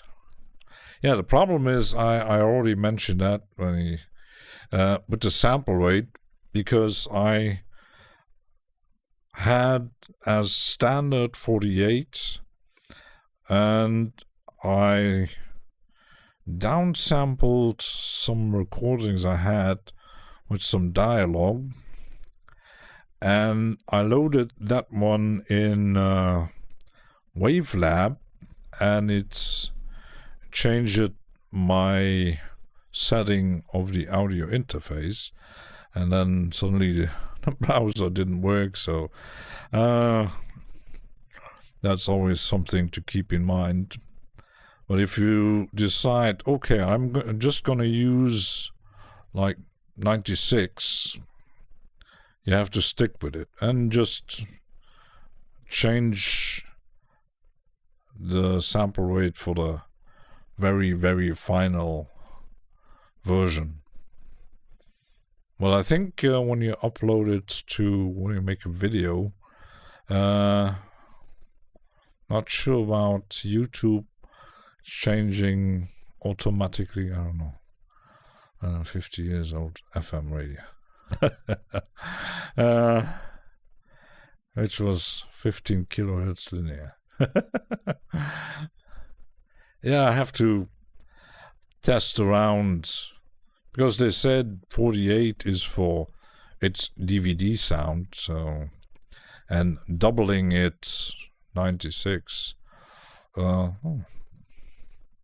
Might test it a bit to change it back, because I'm actually at 44 again. So, so that's actually not so useful if the sound makes it. Let's just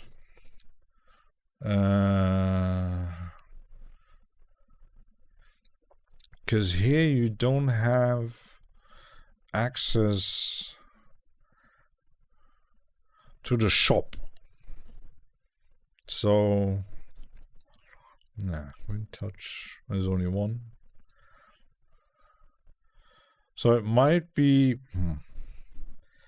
maybe instead of saying I'm going to use one synth plugin, like for example Arturia, I could just say, okay, I'm going to use Analog Lab to make something. We're gonna test that. My interface works. Yeah, mine actually goes until 96 is max. So I had it on 88, so double 44. So I'd have to change it back. So testing it tomorrow, because I have, let's see, because with OBS, I can't change it while running. So I'm not sure about OBS though, so it might be working. I have to test it tomorrow. If I change my interface to 96 and then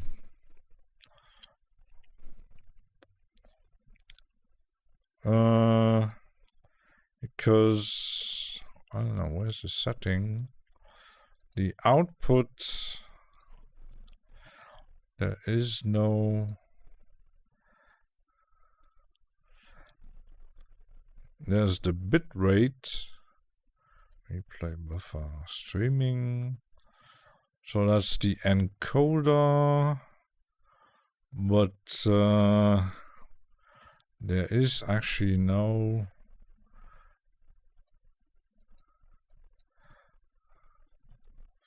could change it to change the bit rate, but you can't change the sample rate apparently. So, well, I might test it. Shout out how in they are, and the marketing is ruling over engineering. How you used so far in this stream?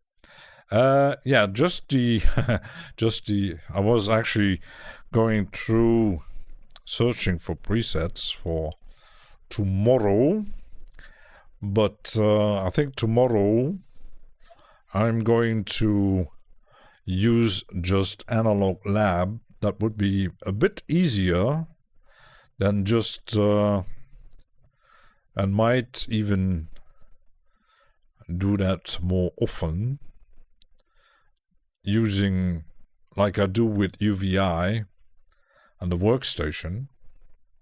So I'm mostly loading, except if I am using like Spark or something like that, because there in Analog Lab Spark isn't represented.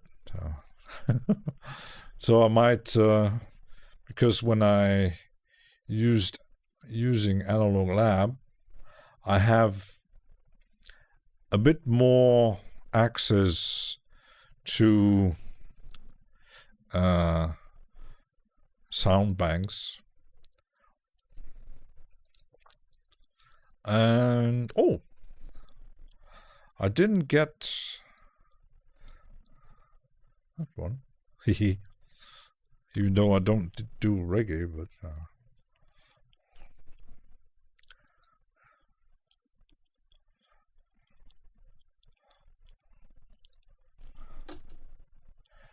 Let's see.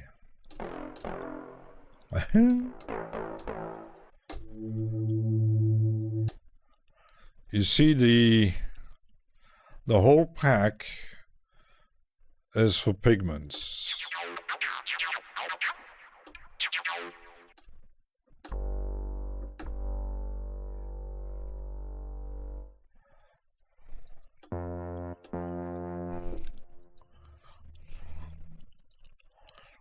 Because if I buy banks mostly using the more experimental stuff, like IDM and stuff, ambient stuff,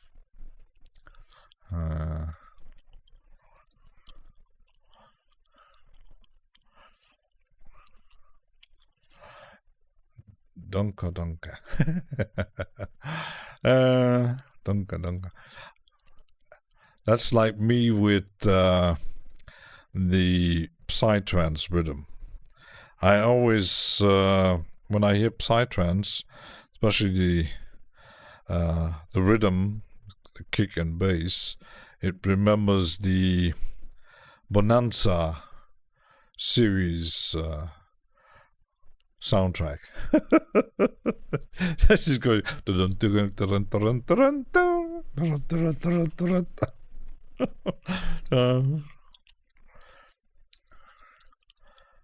But what good is that you can actually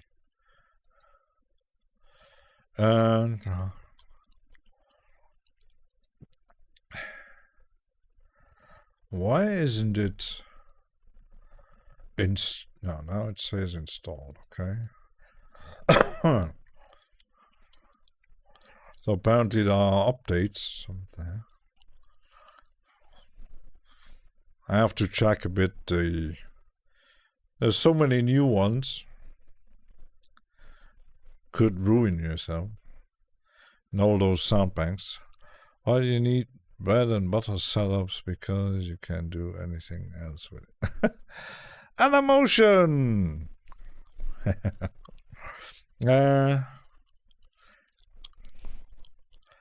Because like cinematic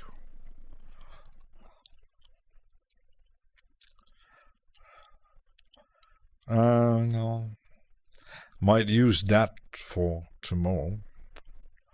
Let's see. Yeah. Instead of just loading one.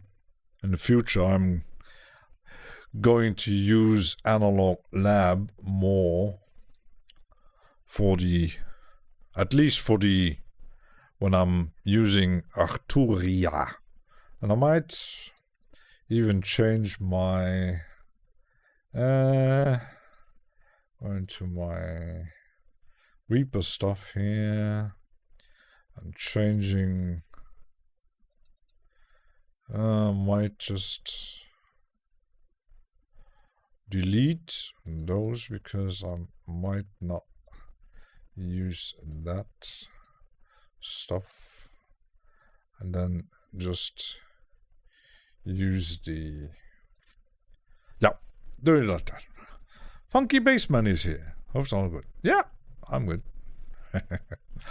We're exploring the options for tomorrow. So let's see.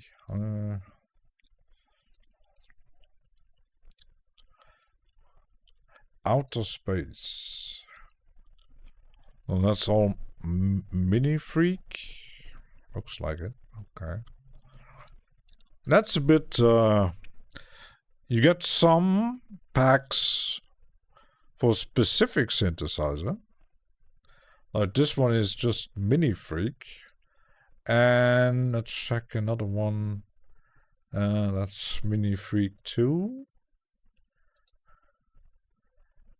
There is more diverse. You got Mini Freak, piano, augmented. That's, for example, that's a sound pack that's far more interesting than just for one. So you can change the type, and then build the stuff with that. Yeah, inverted popes is here. Oh, lots of famous people here. Particular reason we're sticking with Reaper. I use Reaper when considering Ableton and Bitwig. Like I already mentioned, I tested quite a lot, but for my brain, the few gray cells that are left, the workflow suits best. I do have Bitwig, but I can't get used to the workflow. I'm very, and once you get used to a kind of workflow with a certain specific software, like Kev Human said, he's so used to using Ableton, because when you switch, when you used something for a very long time, switching is even more difficult than if you just, I'm just downloading the trial version and test it for a month, or like some with 30 or 90 days, and then you say, I learned stuff and it's not really suiting me, and then you test another one and you have to learn all over again. So I switched from Ableton to Bitwig, no problems. Yeah, because Bitwig and Ableton are quite similar. My creative style more. Yeah, it suits, because I know, for example, like State Azure, he adapted his, when you look at his workflow, how he's doing his live streams and arranging, you kind of know, okay, I get it, how he works. From Cubase to Logic to Ableton, those takes, there's so many different stuff, and then you have to relearn everything, get used to it. And for me, I decided Reaper works for me, works the best for me, even though now, for example, I can't use Initial Audio Slicer, might even uninstall it, because the only software where it actually works is Bitwig. I don't know why. I never could solve it. So, and I don't really use it that much. Mostly for sample slicing, I use the HY plugins anyway. So, how about the flow state? Yeah. And sometimes you get. I bought Renoise because I wanted to experiment with trackers, but that is such a total different workflow. I could make a beat, but that's it. So I was, what the fuck am I doing here? How does it work? And you have to change the notes and then calculate when you're doing the effects and stop the sample, relaunch the sample, change the pitch, and you have to calculate the hexadecimal things. And no, I'm lost. I had to compose on the fly and use generative stuff. Yeah, Ableton is perfect for that. Our friend was suggesting you be able to tutorial less in a screen sharing though. I say I'm used to Reaper file. No, because like learning Reaper, Xilo made special videos making hip-hop beats in Reaper, because a lot of hip-hop makers don't use Reaper a lot, because most of them either they use hardware, MPC, FL Studio, or maybe Ableton, but we don't see a lot of hip-hop makers using Bitwig. don't know why, but more wine required. Trackers are for people who know exactly want to program. Yeah, I know. Dash Glitch, he bought a small tracker sample player, and the way I think he has a special kind of brain. He made a track quite, and not sure if it's easier on the hardware to program a certain sequence than it is, because Renoise has a very special interface, and it's very hard to program your sequence, because most of it works with the keyboard and not with you can put into your notes while recording, but it's Renoise is built for keyboard people. And couldn't quite figure out when you are in a certain position, you have to put certain keywords things in, and it doesn't suggest you what kind of things you have to put in, so you easily get lost in that thing. I'm very confused and reason able to between several years until it was time to change. Yeah, I think Dash Glitch used Cubase for quite a long time. So 3 VSTs, you have been random in sequencing. Randomness in sequencing. I know. I do have one. No, let me check. Can load it. Sequencing. This one actually. I think it's this one. This one is free. It looks a bit quirky. It's from OMG Instruments, and they recently had an update. I think those are presets. There are some presets, and it's free. So, and it's, once you get it, can do pretty crazy. There's also, I think I don't have it installed anymore.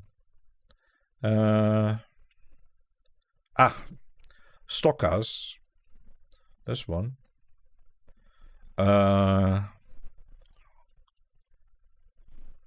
Might work too.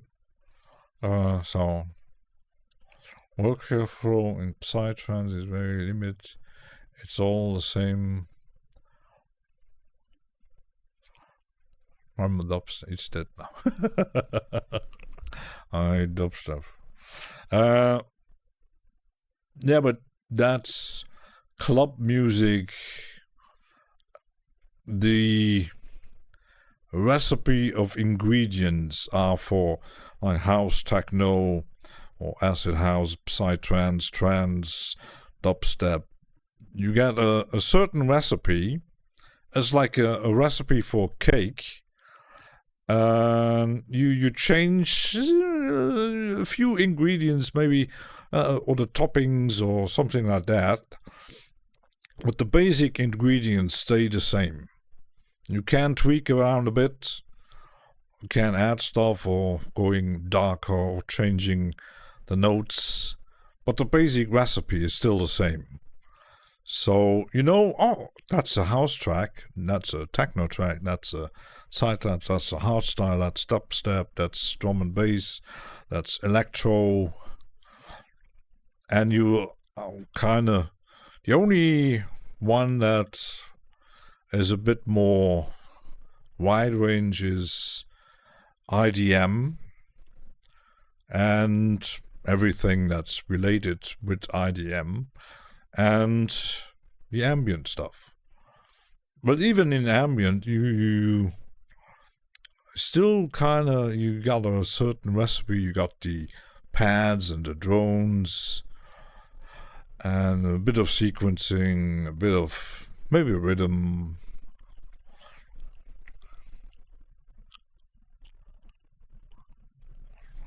Jazz doozies, Seeing Black. Yeah, that stuff is it's made for clubs. It doesn't need to be overcomplicated. So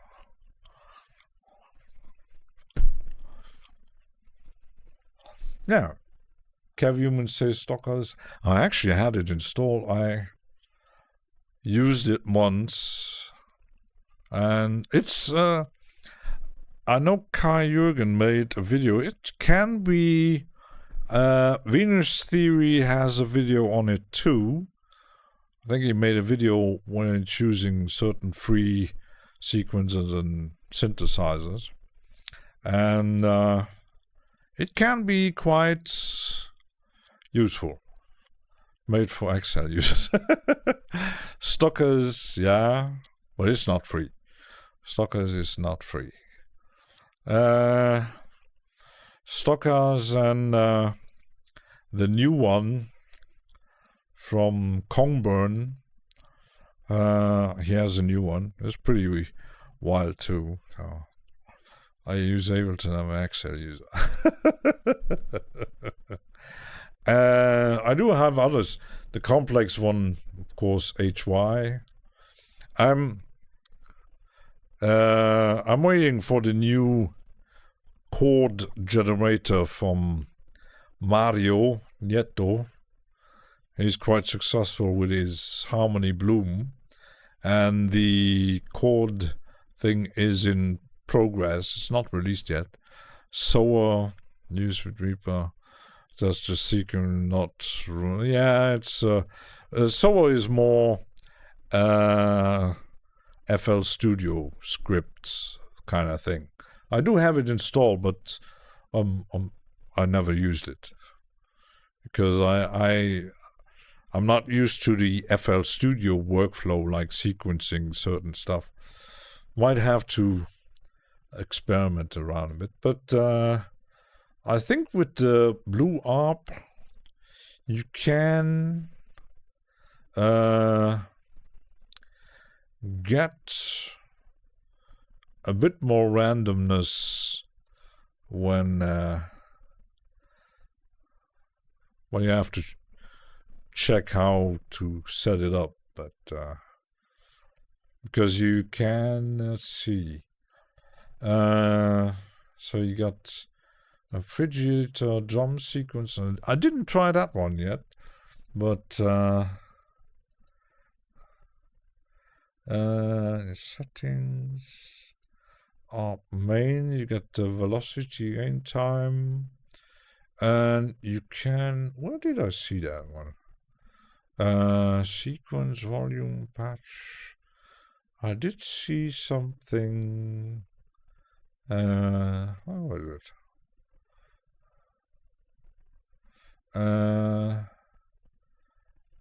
So you got pages, okay.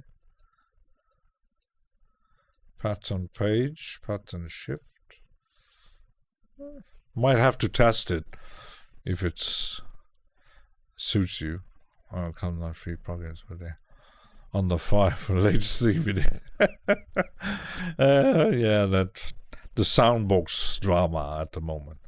I had the complete range from Audio Modern, and once I realized that play beats and loop mix doesn't work quite well with Reaper, especially making presets on the fly. Yeah, Tuglisendo is one too. And I stopped using most of the Audio Modern stuff quite a while ago. I only used Chord Jam sometimes, but I hated Riffer. And the others are nice, but stop right there, step through presets. Step 2 presets, yeah. I know this one. Step 2 presets. That was interesting. I got to see a search on Googling. Tuglisendo, let me check. I have his. He's on Gumroad. Because I can give you the link. This one, because it's not.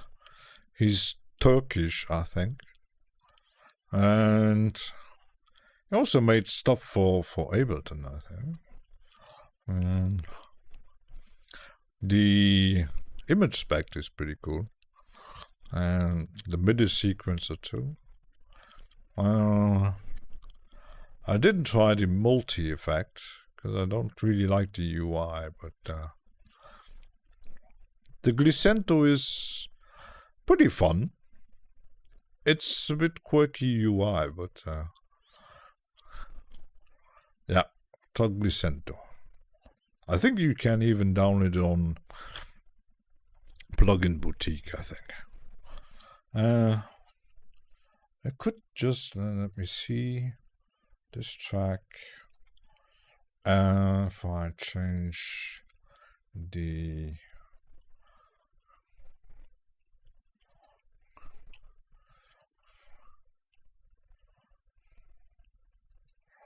I don't need that one. And let's see,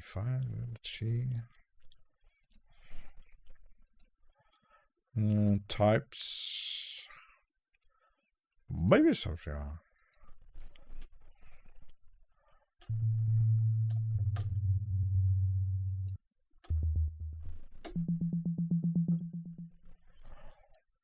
Okay.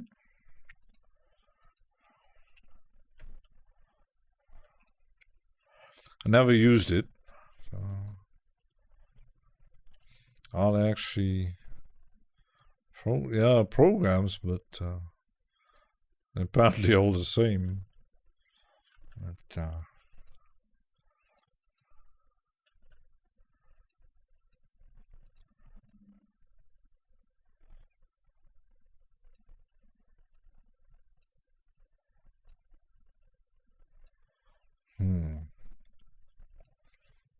that's velocity gate time. Okay.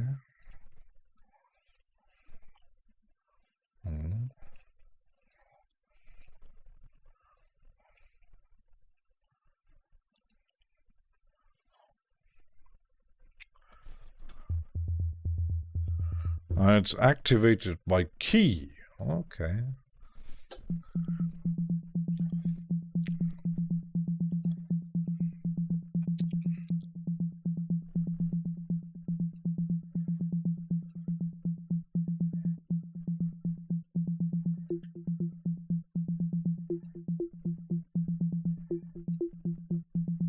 That's quite funny.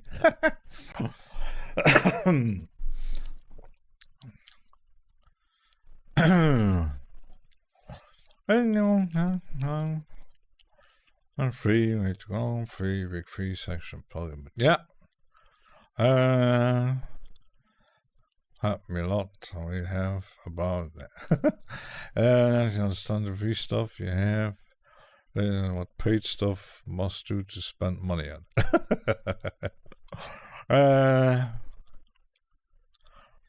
Well, that's okay. We're here to.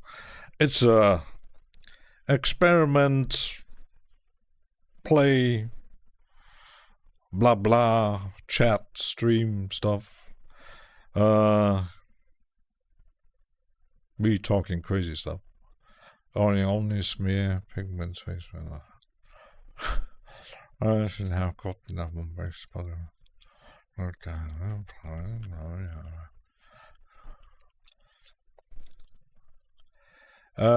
yeah, because I bought quite some plugins that can't say regret, but must say, why the fuck did I actually buy this. Because but if you are a good sound designer, you just get Vital and can do anything with it. I know even Dash Glitch, I'm seeing him loading Vital so often. Space or Spectral plugin. And yeah, the spacer. Well, let me check the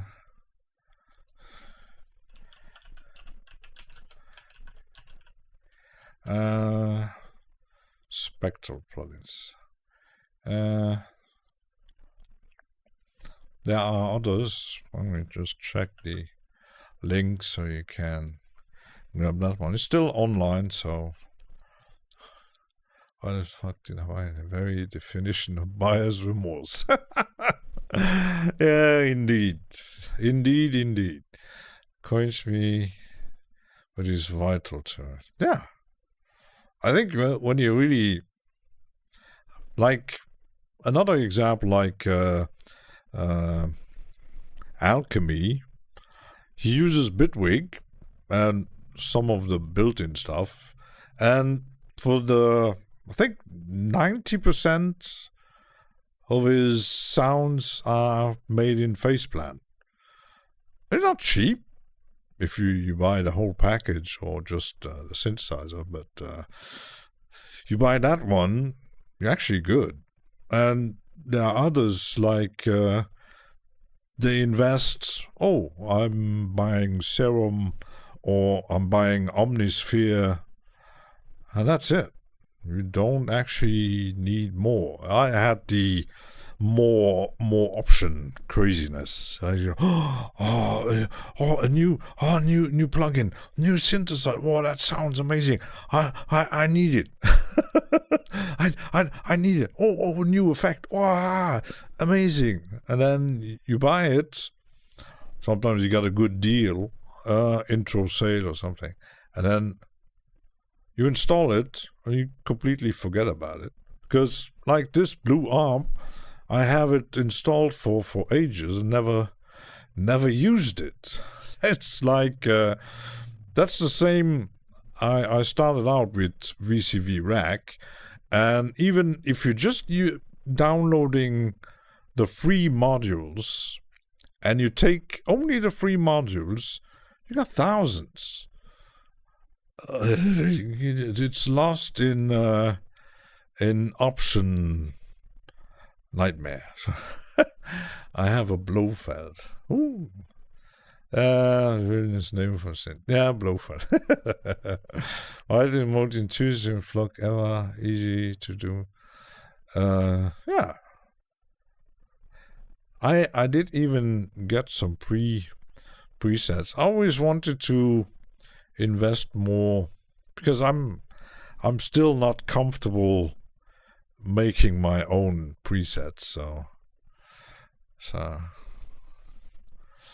there may be a time when it comes to making presets. So why does it's kind of funny. So let's see if I do MIDI.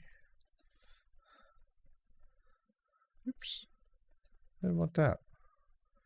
Let me just change my layout a bit. Otherwise, I'm lost here. If I just do this, okay. No.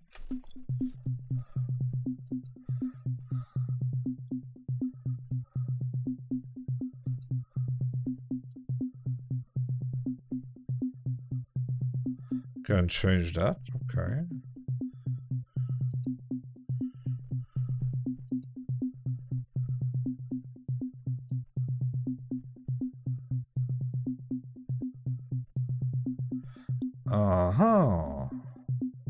Shade it off, okay.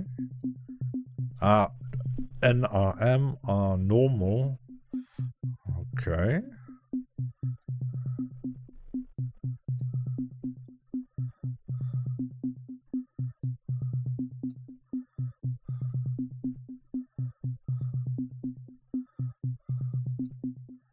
I get it how it works.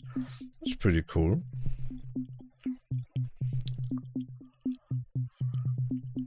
Scale step.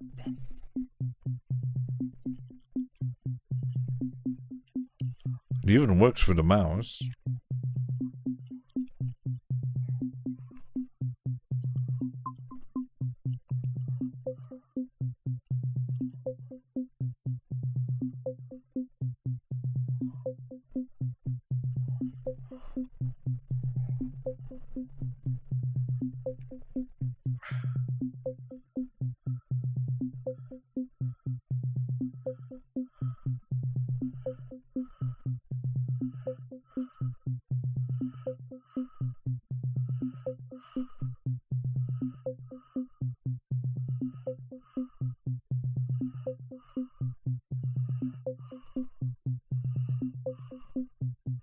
Uh-huh.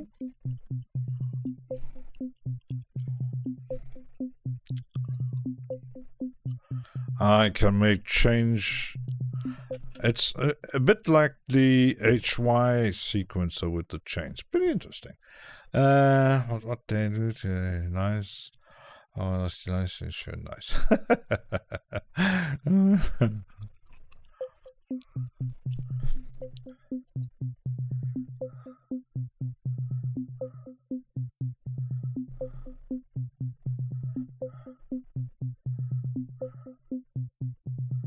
Oh, there's even... Oh, there's a manual on motion. So.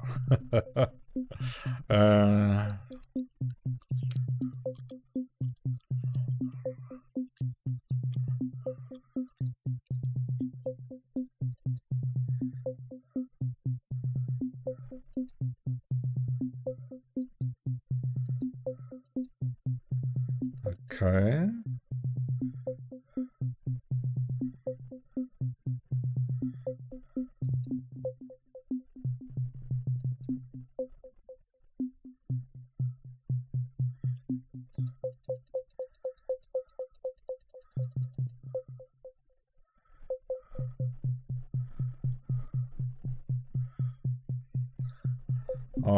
Okay.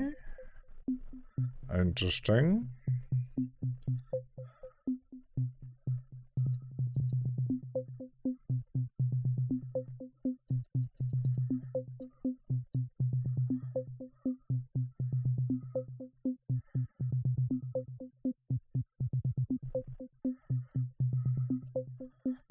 Okay.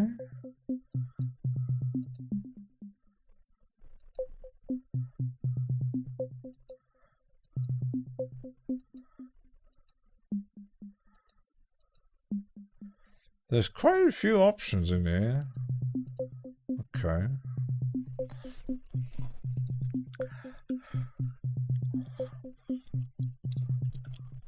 I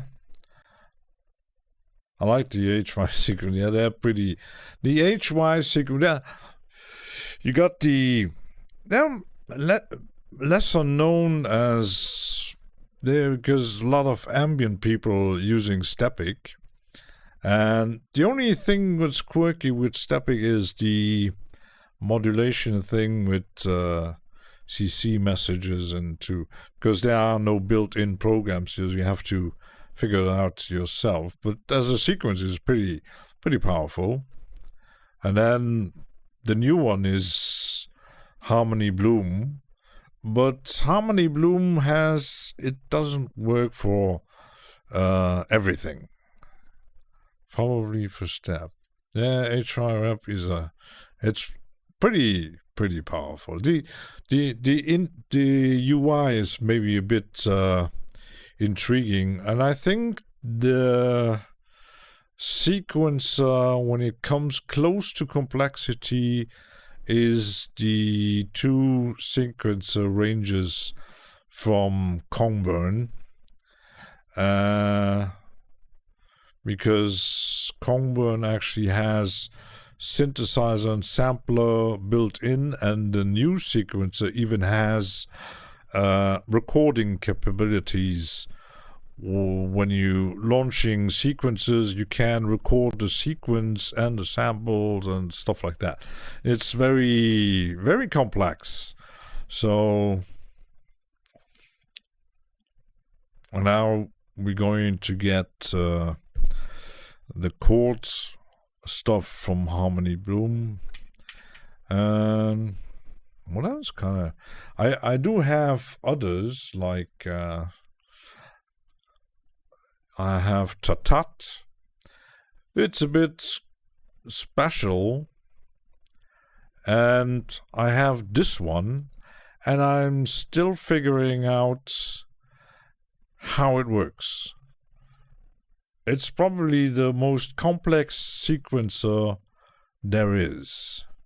Nest. From Sugar Bites. It's, I think, Eddie would get along with this one pretty well. It's a modular sequencer. I haven't used it much.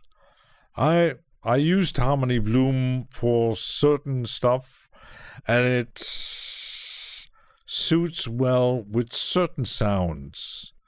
But this one, it does have presets, but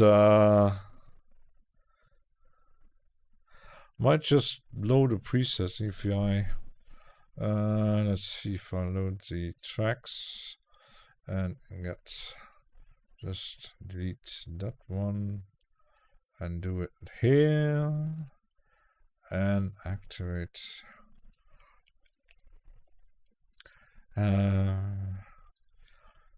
It can get pretty wild. Now I just need to check.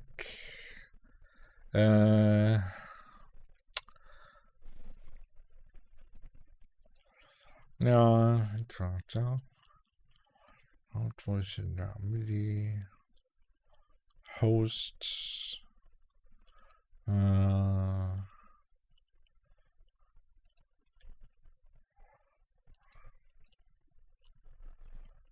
Oh, it's looks like it's running, but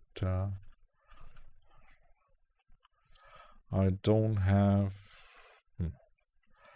You see, it's so complex that you actually don't know what it's doing. You do something else. MIDI programs.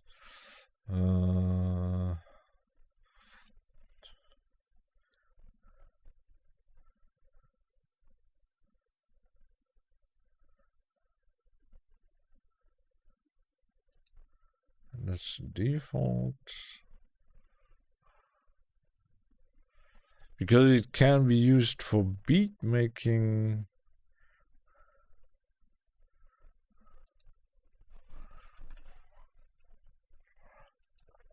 But I don't get any sounds from it.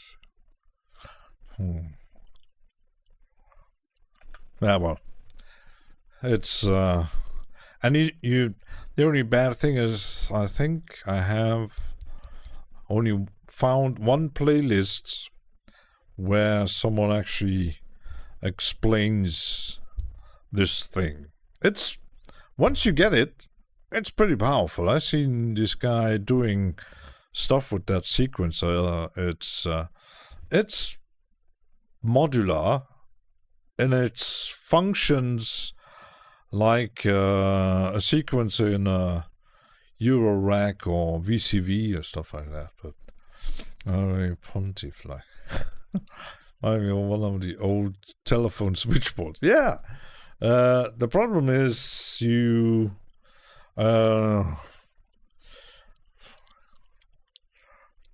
Because it's modular, you don't really. Yeah, it's pitch. Because I don't know why it's not putting out a sequence.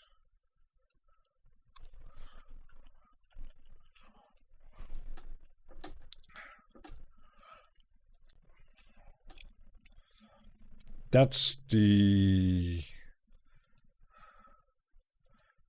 let's see. Because it has a built-in synthesizer. Maybe that's why mode plugin MIDI. Okay.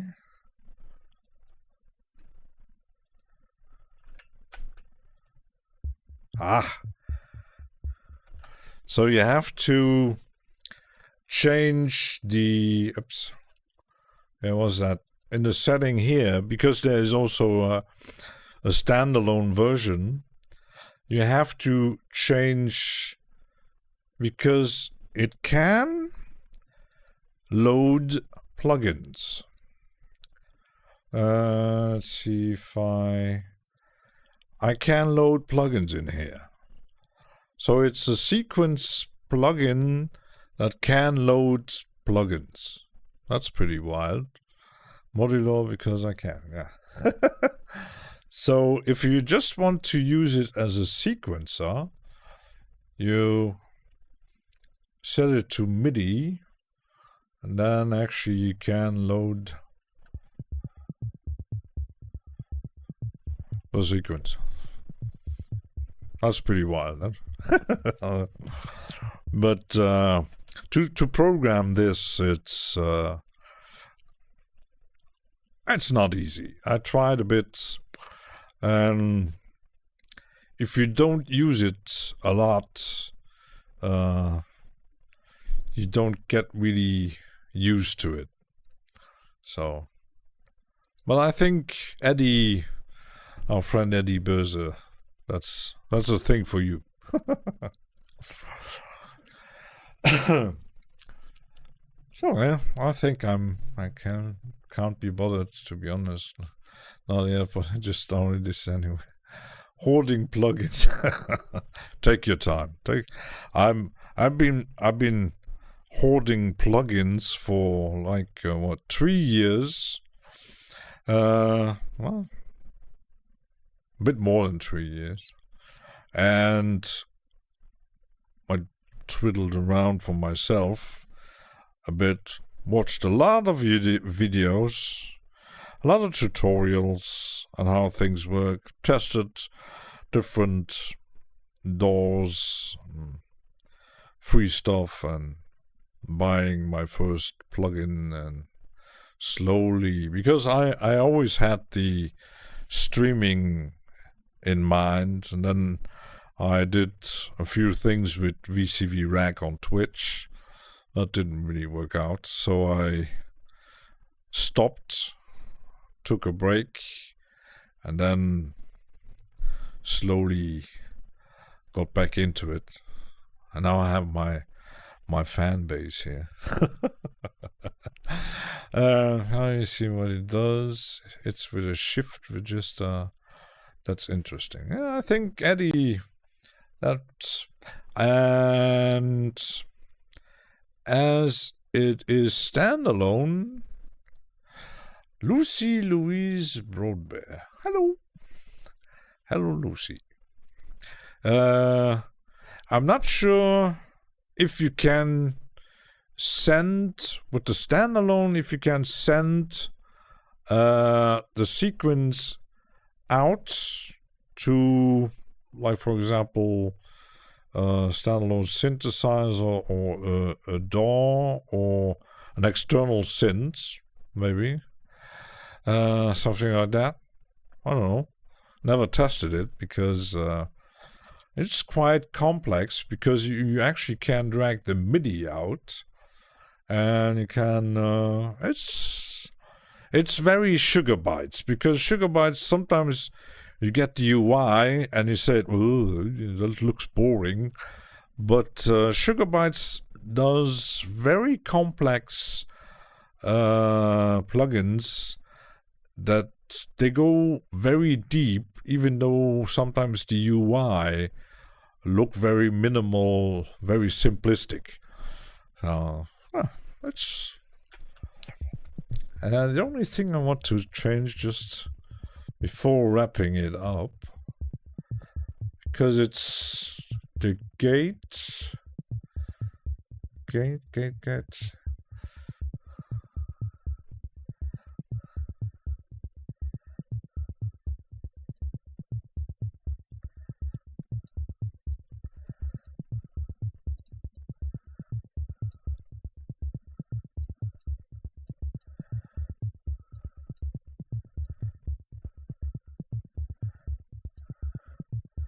I'm not sure what is actually, that's FM. Let's...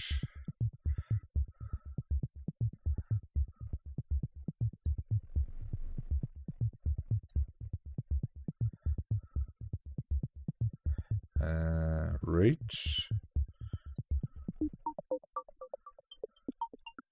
Okay.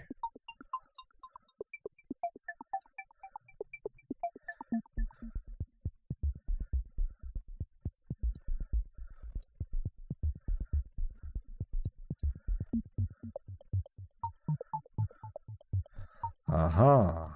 Interesting. o'clock. Catch you all later. Yeah. Time to wrap it up, because tomorrow is another day. And